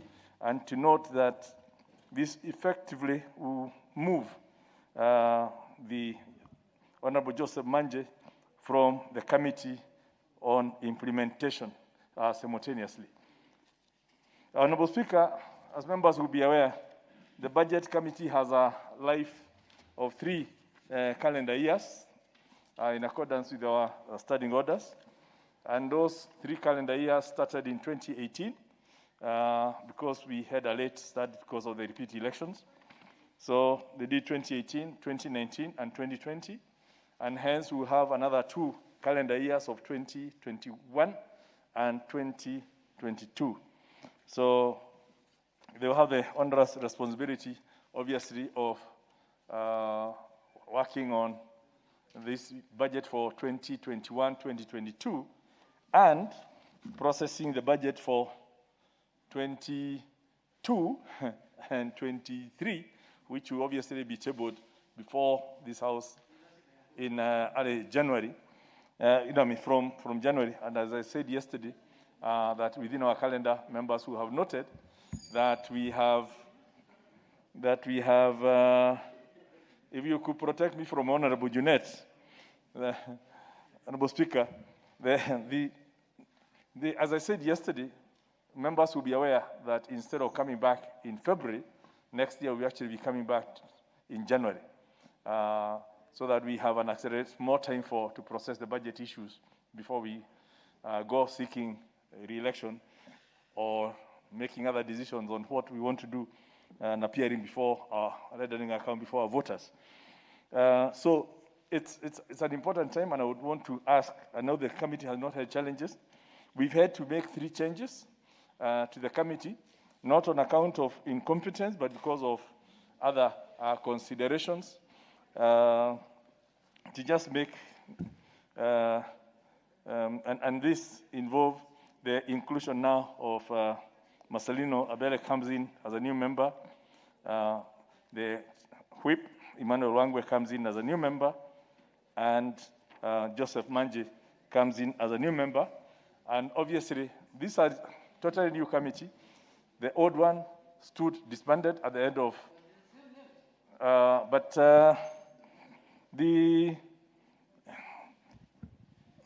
anyone, if you don't find your name in a new reconstitution, then you know your name has been dropped. The Speaker, I'm surprised that the Honorable Junet, as a whip from the NASA side, is raising issues. They're the same names, but he's a whip to have given me the names, and he's one of the whips.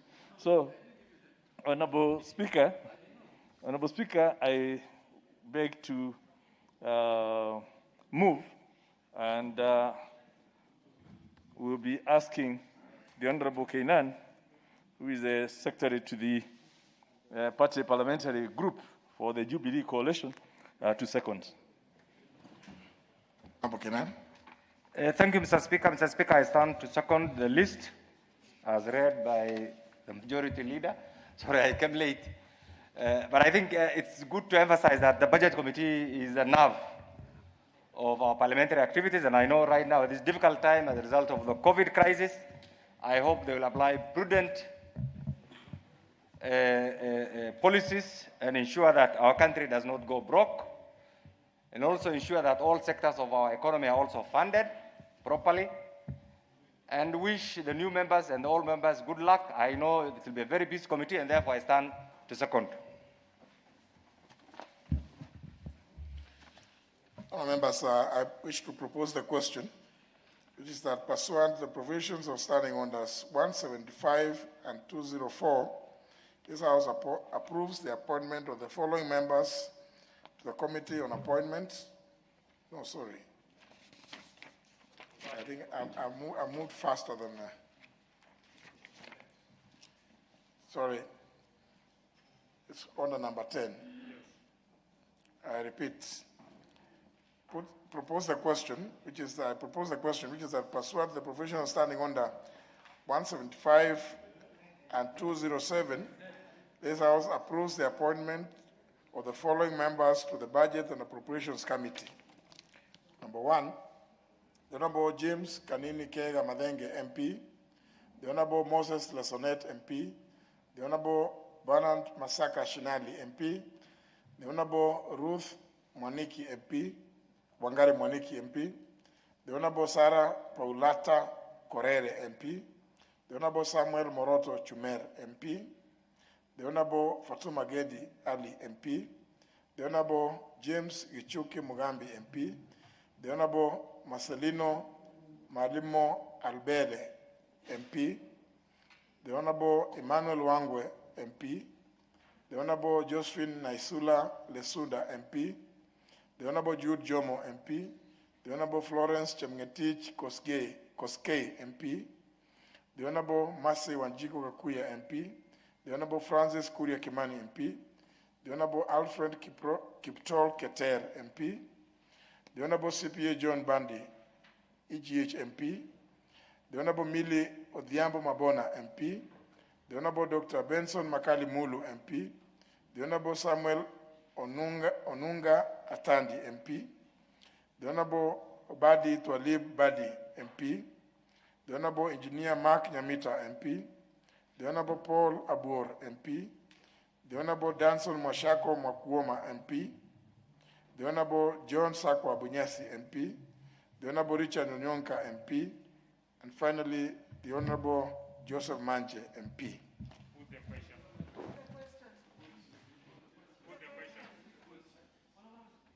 Which is the point? What is your point of order? Mr. Speaker, I stand to oppose this motion, Mr. Speaker, and to leave. Mr. Speaker, when Parliament did their standing orders and made this committee to be a committee for a period of 3 years, there was a reason for it, Mr. Speaker. And the reason was to allow as many members as possible to serve in this committee, Mr. Speaker. This is a very important committee for this country and for this House, Mr. Speaker. All other committees were put for 5 years term, the period of the whole Parliament, Mr. Speaker.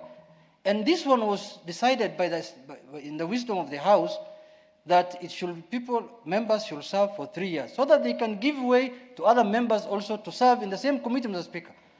Mr. Speaker, it is fortunate, or it is good that you have been the Speaker, even in the last Parliament, Mr. Speaker. This matter came up in the 11th Parliament, and it was raised by Honorable Jacobi Midiwo, Mr. Speaker. And that is when the House changed the standing orders so that we can have it for 3 years and it can be changed, Mr. Speaker. Mr. Speaker, this is the committee that decides how the national cake is shared in this country, Mr. Speaker, through this House, Mr. Speaker. We should have members who have not served in this committee for the reasons that, Mr. Speaker, we know what happens in this committee, Mr. Speaker. I don't want to impute improper motives, Mr. Speaker, on the committee and in the House, Mr. Speaker. But we know each other, Mr. Speaker. The kind of revenues that go to their constituencies, the members of this committee, Mr. Speaker. Let's call a spade a spade. Chairman, you are just a burial committee chair of the other day. Keep quiet. This committee has been in existence for the last 8 years. You've just become a chairman the other day. Mr. Speaker, it is in my view, and urge members we reject this list, so that we have representation from other members who have not served in this committee, Mr. Speaker, so that Honorable Bokose can get an opportunity to take some development projects to his constituency, Mr. Speaker. Honorable Maoka Maore can have, if we are going to have the 27 members who have been there, Mr. Speaker, we want to know from the committee the list of projects that have gone to those 27 constituencies, Mr. Speaker. Mr. Speaker, let us be fair. We must be, the fairness must begin in this house, Mr. Speaker. It can't begin outside the house, Mr. Speaker. So, Mr. Speaker, I am pleading with the members that we should not allow this, because the last parliament refused it. This parliament also must reject it, Mr. Speaker, and let us have other members. If you have served a 3-year term in that committee, please give way to another member. Please. This is not a committee that was formed for you, Mr. Speaker. With those few, Mr. Speaker, I am urging our members here to support me in rejecting. The members who are there, who have performed very well, whom we need the expertise, like my chair, my leader here, who is a senior accountant in this country, maybe some lawyers who can help them in law, like Millie Odhiambo, we can discuss at the level of party. But, Mr. Speaker, we cannot have members who have served for 3 good years. Some of them have benefited from projects through that committee, Mr. Speaker, of enormous amount, Mr. Speaker. Kindly, these other members also are elected like you. They need to take care of their constituencies. They need to participate in the sharing of the national cake, because they also represent people. They don't represent cows, Mr. Speaker. So, Mr. Speaker, I'm urging you, I'm urging members here, this list must go down. Thank you so much, Mr. Speaker. Honorable John Bandi. Thank you, Mr. Speaker. Mr. Speaker, it's very untidy for me to respond to my whip. Because again, my whip is, I think I've never had a very good working relationship with anyone like I do have with my whip.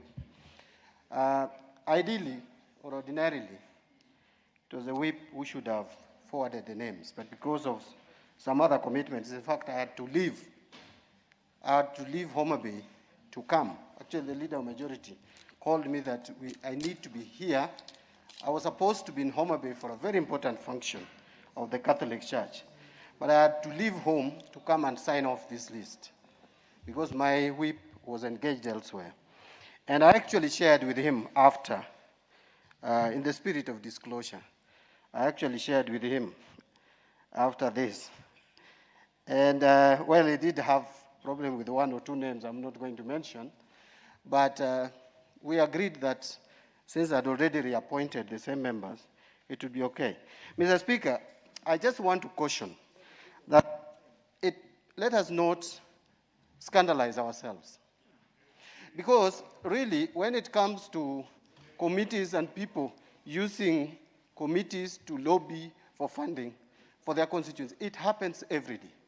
I've been in the Public Accounts Committee, Mr. Speaker, and I will tell you that at that time, we got funding from the Ministry of Education. And there's nothing really wrong with that, because the money went to the schools in my constituency and the rest of the members of Public Accounts Committee. In the Committee of Transport,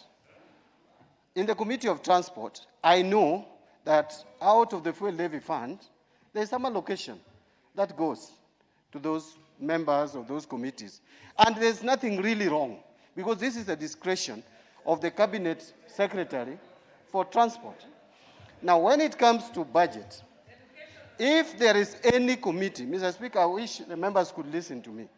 If there is any committee that cannot put any money without this House knowing, then it is the Budget Committee. Because every report of the Budget Committee, including the appropriations bill, passes through here. So, Mr. Speaker, I just want to caution ourselves. Let us not feel incited. If you look at the membership of this committee, some members have just been appointed to this committee last year when we made changes to the committee, like Honorable Kanini Kega. There is Honorable Fatuma, no. Fatuma has been there. Malimo has not been there. Emmanuel Wangu has not been there. The Honorable Atandi is new. Honorable Sakwa Bunyasi was not there before. Honorable Sakwa Bunyasi came in last year. We removed him from Public Accounts Committee to this committee. So, Mr. Speaker, I know some of the members, like myself, have been in this committee for long. And by the way, this is the only committee where I sit, the substantive committee. So, and then like Honorable Milio Diambo, only sits in one committee. Mr. Speaker, I want to just persuade my friends and whip that please just allow this to go on, proceed, so that we don't appear like fighting ourselves. But the bottom line is that you cannot scandalize a particular committee. Yet we know, even right now, Mr. Speaker, if you ask me today, Mr. Speaker, the Committee of Kaluma Internal Security may get 1 or 2 police officers based on their lobbying. There's nothing wrong with that. Those are Kenyans. Mr. Speaker, thank you. But what is your point of order? Mr. Speaker, sir, it is quite unfortunate to hear from the leader of minority that committees benefit from the committees where they are. Like myself now, where I'm in Committee of Powers and Privilege, what privilege do I get from it? What is it? The other day, Mr. Speaker... Perhaps sitting in my boardroom and having... What do I get from you, Mr. Speaker? Honestly, Mr. Speaker, I did say it, and the answer can bear me true here, last year, that there are members of committees, neighbors, we are neighbors in constituency, development projects are being done, and we are being questioned that so-and-so is doing A, B, C, D, and you are not working for it. And they are taking pride out of this. Like when he talks about the Committee of Transport, it is true. Some of them were bragging to us that they have been given a tune of 50 million. 50 million, Mr. Speaker. And when you look at it, they are using the expertise. And I'm sorry, the leader of majority, who is before me here, is emphasizing on these shameful activities that are taking place within the committees and the ministries. This one, Mr. Speaker, sir, we have to say is not right, and we must actually find this as corruption within the committees and the ministry concerns. But now you're talking about committees. It looks like you may need to reconstitute all the committees. Is that what you are saying?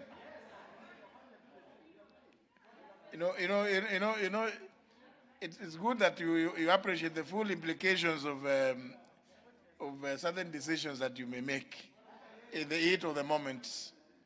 It's going to reflect on some of these things before you. You recall in the last Parliament, for some reasons, which I'm sure they are already on record, we had to suspend the operations of the Committee on Budget and Appropriations. But again, it's not, there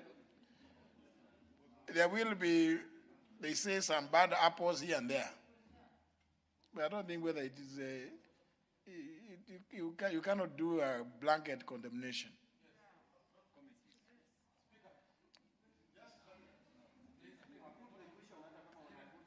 Honorable Milio Diambo, you want to say something? I want to hear the opposite gender. Thank you, Mr. Speaker. Mr. Speaker, first of all, let me just say that it's unfortunate that we are raising such issues before the floor of the House. Mr. Speaker, there's a reason that we have Kamkunji. If I was part of the leadership of this House, I would actually urge that we do not vote, but step down this and have a Kamkunji. And the reason, Mr. Speaker, I am saying this is because, let me just, Honorable Mbadi, don't insist that we vote so that it's thrown out. Mr. Speaker, sometimes we need leadership. We need leadership for reasons that we represent constituencies. And because we represent constituencies, you said something very important. My colleague here is telling me that he also sits in privileges where they've only met once. I used to be in privileges and we met once. That this is the way we go. I've been in parliament now 3 years, and I get shocked at the way we move in this parliament. We don't need to raise certain issues before the floor of the House. There is a reason we have a Kamkunji, and I want to encourage us to have more Kamkunjis. Thank you, Mr. Speaker. But honourable members, even as I will allow you to make your contributions, but I think it's important, even as we discuss this matter, we take the following into account. That the House resumed its sittings on 9th of February. It's just yesterday morning that you approved the new calendar for this session. But in that calendar, if you check, and the little majority did indicate earlier,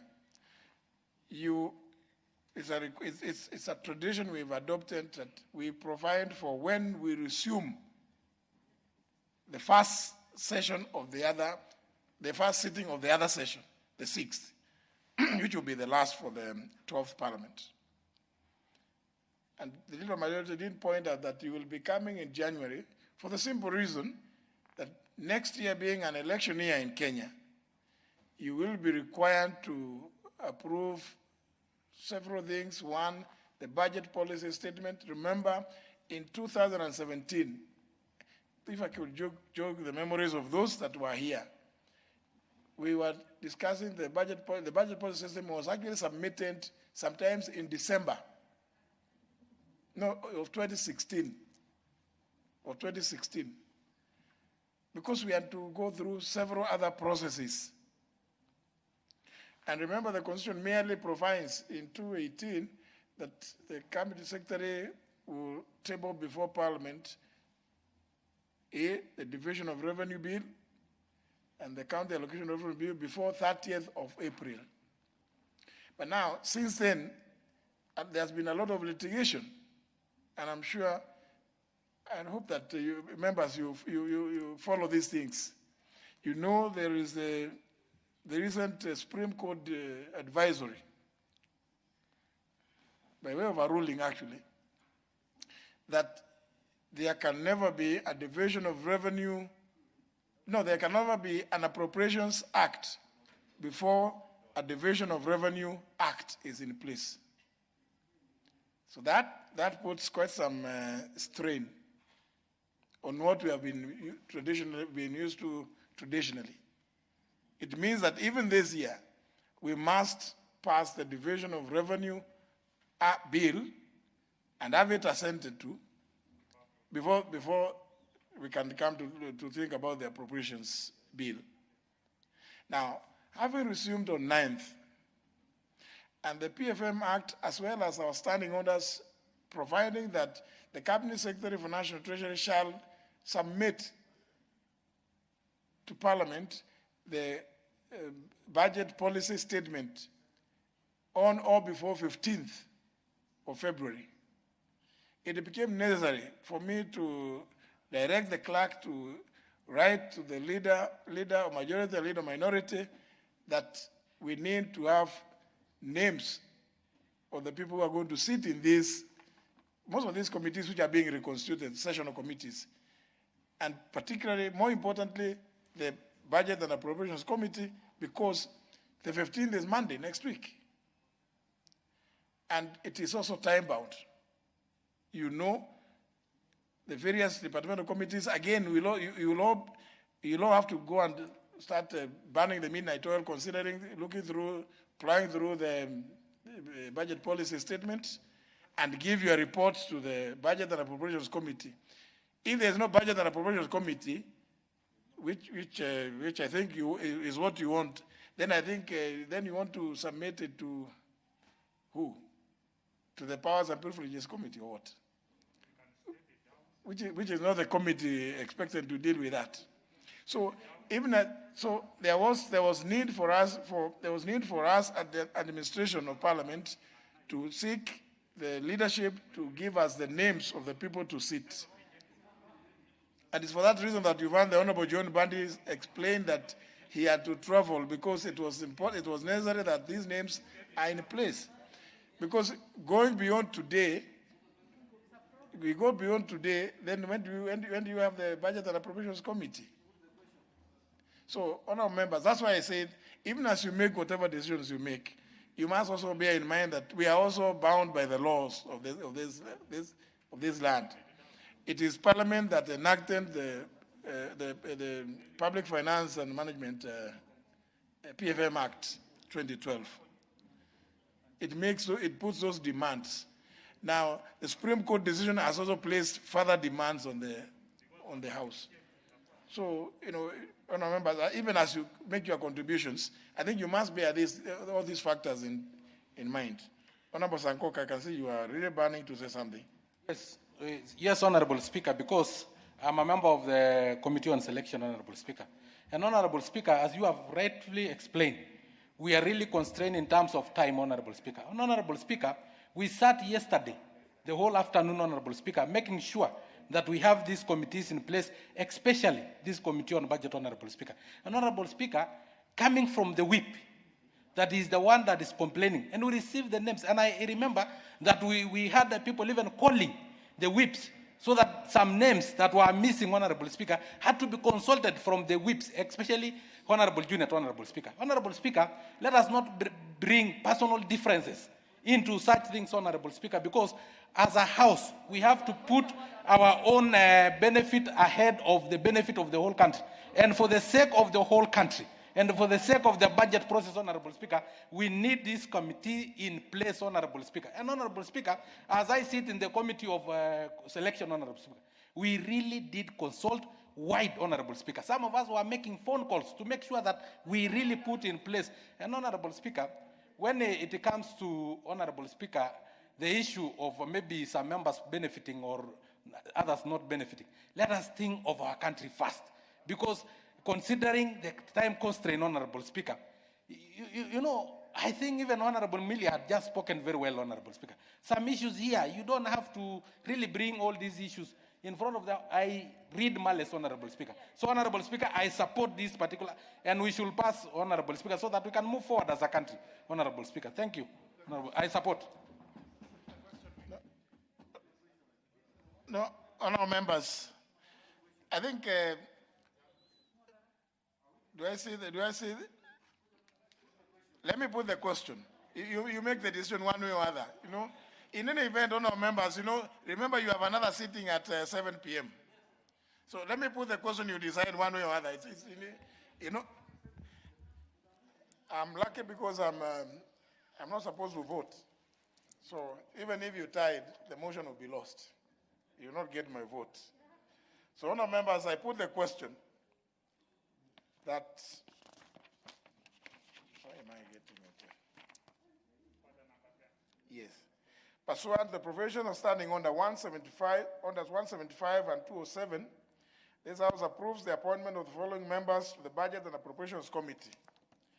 The Honorable James Kanini Kega Madenge MP, the Honorable Moses Lesonet MP, the Honorable Bernard Masaka Shinali MP, the Honorable Ruth Wangari Moniki MP, the Honorable Sarah Paulata Korere MP, the Honorable Samuel Moroto Chumer MP, the Honorable Fatuma Gedi Ali MP, the Honorable James Geshoke Mugambi MP, the Honorable Marcelino Albere MP, the Honorable Emmanuel Wangwe MP, the Honorable Josephine Naisula Lesunda MP, the Honorable June Jomo MP, the Honorable Florence Chemngetich Koskei MP, the Honorable Mase Wanjiko Kakuya MP, the Honorable Francis Kuria Kimani MP, the Honorable Alfred Kipto Keter MP, the Honorable CPA John Bandi MP, the Honorable Millie Mabona, Odhiambo Mabona MP, the Honorable Dr. Benson Makali Mulu MP, the Honorable Samuel Onunga Atandi MP, the Honorable Bandi Twalib Bandi MP, the Honorable Engineer Mark Nyamita MP, the Honorable Paul Abur MP, the Honorable Danson Mwashako Mwakuona MP, the Honorable John Sakwa Bunyasi MP, the Honorable Richard Onyonka MP, and the Honorable Joseph Manche, MP. Will as many as of that opinion say aye? Aye. Will as many as of contrary opinion say nay? No. The ayes have it. The ayes have it. The ayes have it. Is there no dispute, is it? Very well, next order. Order number 11, motion. Appointment of members to the Committee on Appointments. Chair of Committee on Selection. Honorable Speaker, I beg to move that pursuant to the provisions of Standing Order 175 and 204, this House approves the appointment of following members to the Committee on Appointments, in addition to those specified at the Standing Order number 204-1.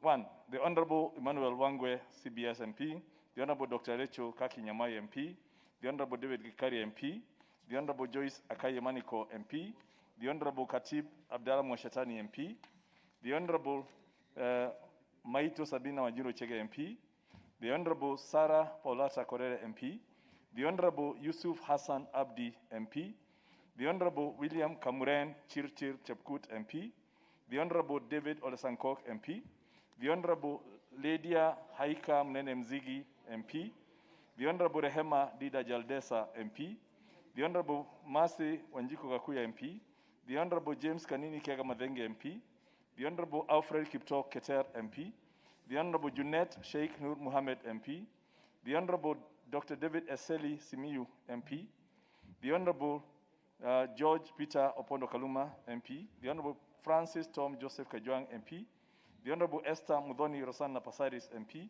the Honorable Gertrude Mbeu Mwanjaje MP, and the Honorable Joshua Kivinda Kimilu MP. Honorable Speaker, as members may have noted, again, this committee serves for a 3-year term and a second term of 2 years. This is a committee that determines whenever appointments have been referred from the President, and it's chaired by the Speaker. Again, it's not a very busy committee.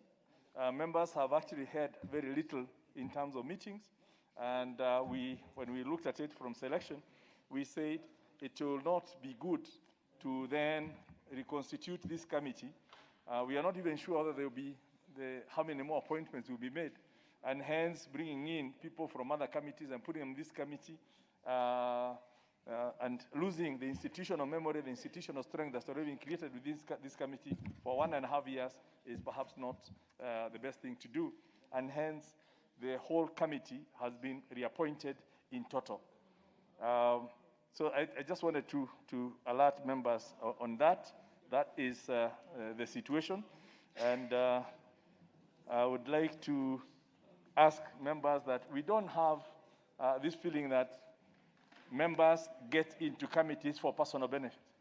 I certainly would be very disappointed if we had that the feeling, the agitation for specific committees is because of a perceived benefit in that committee.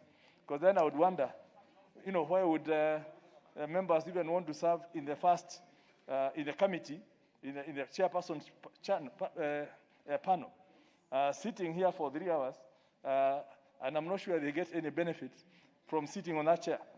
But it's a service, and I believe that's what we need to focus at the end of it all, that we are here to serve, to make Kenya a better country than it is, rather than any benefits that might accrue because of you serving in a committee. In any case, it goes against Chapter 6 of the Constitution. And I think the Speaker, you have ruled on this severally, including the way we conduct ourselves in committees, including the issue of escorting people who appear before committees, so that you are not seen that because someone appeared before a committee and the committee members are escorting that person, that perhaps they are going to debate how to change the issue that were there. The issue of independence becomes very critical.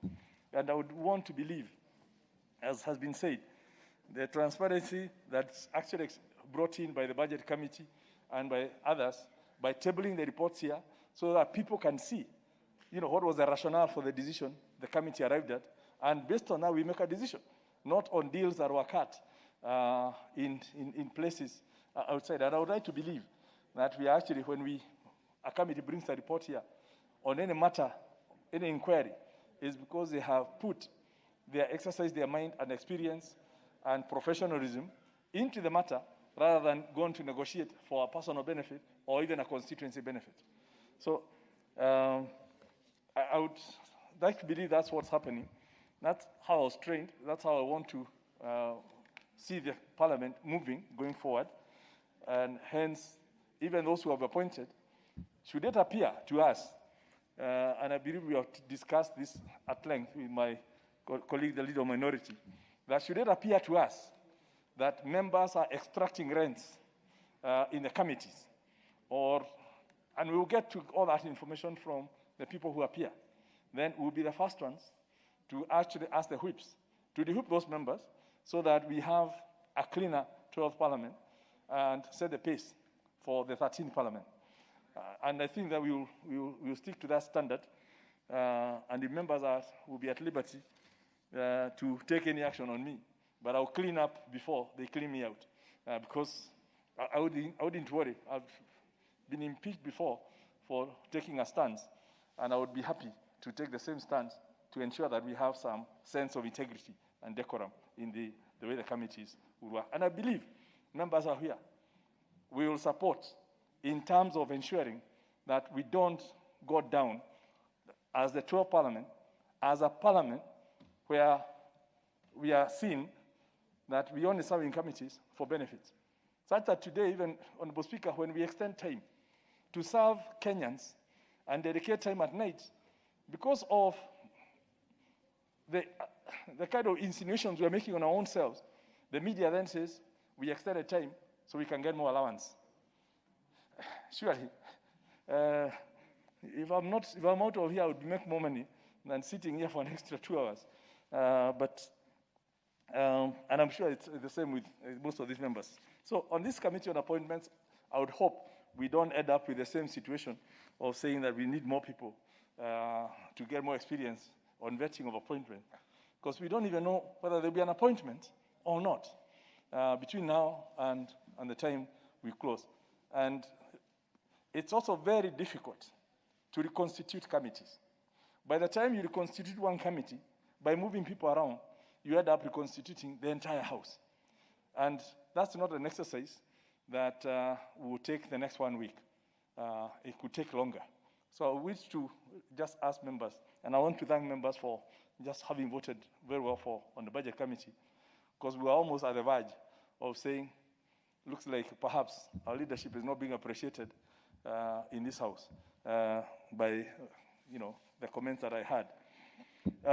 Honorable members, I want to plead that we move on with this and other changes, and I want to move that we approve these names and ask my colleague, the leader minority, to second.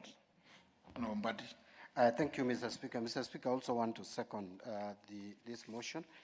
And just to say that we are basically almost retaining, apart from maybe a few changes, the membership. But in addition to these members, there are some who are already specified in our standing order. So this is in addition to those members. Mr. Speaker, the leader majority has mentioned something that I thought is worth also talking about. The image that the media tries to portray about Parliament. I know sometimes it is hard to change the perception of the media, but I think, Mr. Speaker, remember when we were in the House Business Committee, even for us to agree to add the two sittings of Tuesday evening and Thursday evening, we really labored the point, and it was not very easy for us to agree, because we felt that first, 7 to 9 would be too late for members. And again, we were also looking at the workload and looking at the fact that this is probably the last most critical session of this 12th Parliament. And we were also looking at what is happening elsewhere. The House of Congress, when you go to the House of Commons in the United Kingdom, how they sacrifice and spend more time. And then for the media to turn it around and make it appear like we are creating 2 more sittings to get money. Really, the sitting allowance in this parliament, I don't think would motivate, so to speak, if you ask me, to choose between the 5,000 a sitting that I get and maybe something else that I would be doing that evening. I would probably opt. And that is why you will find many members will not even appear here in that sitting. But there will be enough members out of the 349 to transact business. This evening, we are likely to transact the referendum law, which is very critical if we have to go for referendum. And these members, and I want to plead with them, I even sent out a message, my whip sent out a message to the members to be here at 7 to discuss this referendum bill. So it is actually, I don't want to call it a sacrifice, but it is we are taking responsibility as members of parliament elected by our people to legislate, to deliberate on issues that affect this country. So, Mr. Speaker, I just wanted the media sometimes to also be kind to these members of parliament. Many of us sacrifice a lot to sit and legislate for this country, even though it is our work, Mr. Speaker, but I don't think we do everything here just when we are just motivated with financial gains. If that were the case, many of us would not even be here, or we would make technical appearance. Many of us, Mr. Speaker, since 2:30, we have been here, seated here. No one has glued us on these chairs. We are here to do business. So that is what I wanted to say, Mr. Speaker. But again, let not the discussion that went around the budget, the issue of the budget committee appear like it was a big issue. I think it was just an issue of discussion. And going forward, probably we will be consulting on certain issues much better, as we have been consulting before, Mr. Speaker. Thank you, and I second.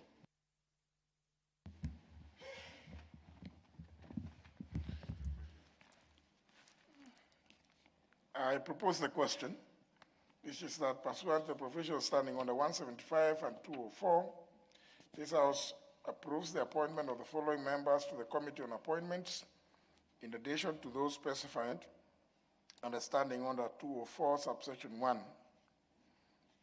1, the Honorable Emmanuel Wangwe, MP, the Honorable Dr. Rachel Kaki Nyamai, MP, the Honorable David Gikaria, MP, the Honorable Joyce Emanicol, MP, the Honorable Khatib Abdallah Mwashetani, MP, the Honorable Maito Sabina Wanjiro Chege, MP, the Honorable Sarah Paulata Korele, MP, the Honorable Yusuf Hassan Abdi, MP, the Honorable William Kamren Chirchir Chepkut, MP, the Honorable David Olesankok, MP, the Honorable Lydia Haikam Mnene Mzigi, MP, the Honorable Rehema Dida Jaldesa, MP, the Honorable Masi Wanjiku Kakuya, MP, the Honorable James Kanini Kega Madenge, MP, the Honorable Alfred Kiptol Keter, MP, the Honorable Junaid Sheikh Nur Mohammed, MP, the Honorable Dr. David Eseli Simiyu, MP, the Honorable George Peter Opondo Kaluma, MP,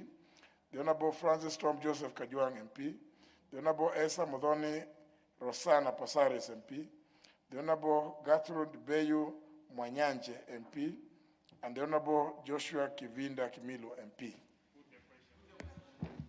So the House, I put the question.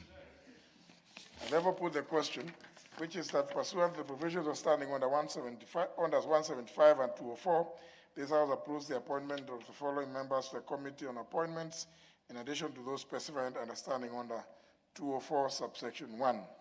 The Honorable Emmanuel Wangwe, MP, the Honorable Dr. Rachel Kaki Nyamai, MP, the Honorable David Ikari, MP, the Honorable Joyce Emanicol, MP, the Honorable Khatib Abdallah Mwashetani, MP, the Honorable Maito Sabina Wajiro Chege, MP, the Honorable Sarah Paulata Korere, MP, the Honorable Yusuf Hassan Abdi, MP, the Honorable William Kamren Chirchir Chepkut, MP, the Honorable David Olesankok, MP, the Honorable Lydia Haika Mnene Mzigi, MP, the Honorable Rehema Dida Jeldesa, MP, the Honorable Masi Wanjiko Kakuya, MP, the Honorable James Kanini Kega Madenge, MP, the Honorable Alfred Kipto Keter, MP, the Honorable Junaid Sheikh Nur Mohammed, MP, the Honorable Dr. David Eseli Simiyu, MP, the Honorable George Peter Opondo Kaluma MP, the Honorable Francis Tom Joseph Kajwang MP, the Honorable Esther Muthoni Rosana Pasaris MP, the Honorable Catherine Bayu Mwanyanje MP, and the Honorable Joshua Kivinda Kimilu MP. Will as many as heard opinion say aye? Aye. As many as contrary opinion say nay? The ayes have it. Next. Order number 12, motion. Further changes to the membership of various committees. Honourable Speaker, I beg to move that further to the resolutions of the House of Tuesday, 5th December 2017, and Wednesday, 15th of July 2020, appointing members into various committees and pursuant to the provisions of Standing Order number 173. This House further approves the appointment of the following members to the respective committees as specified here under. Number 1, the Honourable John Waluke Koi MP to be appointed to the Public Accounts Committee. The Honourable Faisal Abdallah Bader MP to be appointed to the Committee on Implementation. The Honourable Rehema Dida Jaldesa MP to move from the Departmental Committee on Transport, Public Works and Housing to the Departmental Committee on Sports, Culture and Tourism. The Honourable Janet Nagambo Wanyama to move from the Departmental Committee on Labour and Social Welfare to the Departmental Committee on Transport, Public Works and Housing. The Honourable Nelson Koech MP to move from the Departmental Committee on Sports, Culture and Tourism to the Departmental Committee on Labour and Social Welfare. The Honourable Gideon Kimtai Koske MP to move from the Public Accounts Committee to the Special Funds Accounts Committee, and the Honourable Abdi Koropu Tepo MP to move from the Special Funds Accounts Committee to the Committee on National Cohesion and Equal Opportunity. Honourable members, Honourable Speaker, as members will be aware, the Honourable Waluke and the Honourable Faisal Abdallah have not had any committee. The Honourable Faisal is a new member in Mukambweni. He just he came in on an independent as an independent candidate, and he rightfully moves into the Committee on Implementation. And the Honourable Waluke did not have a committee when we were reconstituting, so he's now been allocated a committee in public accounts. And the Honourable Nelson Koech did request to be shifted from the committee. I therefore, Madam Speaker, appreciate the minister. I also appreciate the Minister of Tourism and Wildlife for the engagement with the committee and other stakeholders during the consideration of the sessional paper. Finally, Madam Speaker, I commend the Secretariat for exemplary performance in providing technical and logistical support to the committee. Madam Speaker, I beg to move and now call upon the Honourable Francis Chachu to second. I thank you, Madam Speaker. Honourable Chachu for seconding. Honourable Chachu for seconding. Thank you, Madam Speaker. Madam Speaker, I rise to second the motion that this House adopts the report of the Departmental Committee on Environment and Natural Resources on session paper number 1 of 2020 on wildlife policy. Madam Speaker, wildlife resources are valuable national endowments that must be managed sustainably for current and future generations. Madam Speaker, the wildlife is a bedrock to Kenya's tourism industry. Madam Speaker, the wildlife-related tourism sector contributes about over 10% to our gross domestic product, our GDP. In addition, Madam Speaker, the sector contributes over 18% to the foreign exchange earnings of this republic. Madam Speaker, the wildlife sector is currently governed by 1975 wildlife policy. Madam Speaker, the 45 years old wildlife policy Madam Speaker, the 45 years wildlife policy, are well-intentioned, it may be, is not able to deal with current challenges facing the wildlife sector in our country. Madam Speaker, there are many emerging challenges that this sector faces. Among them, Madam Speaker, is habitat conversion, poaching of wildlife, population growth, and to this, Madam Speaker, is the issue of competing land uses and further development in our national park and sanctuaries. Madam Speaker, the introduction of this sessional paper number 1 of 2020 on wildlife policy is the end result of wildlife policy reform process, which have been ongoing since 2010. Madam Speaker, the wildlife policy reform intends to align the sector to reforms in our current constitution, that is 2010 constitution. Madam Speaker, the new policy will enable the nation to address the current challenges facing wildlife and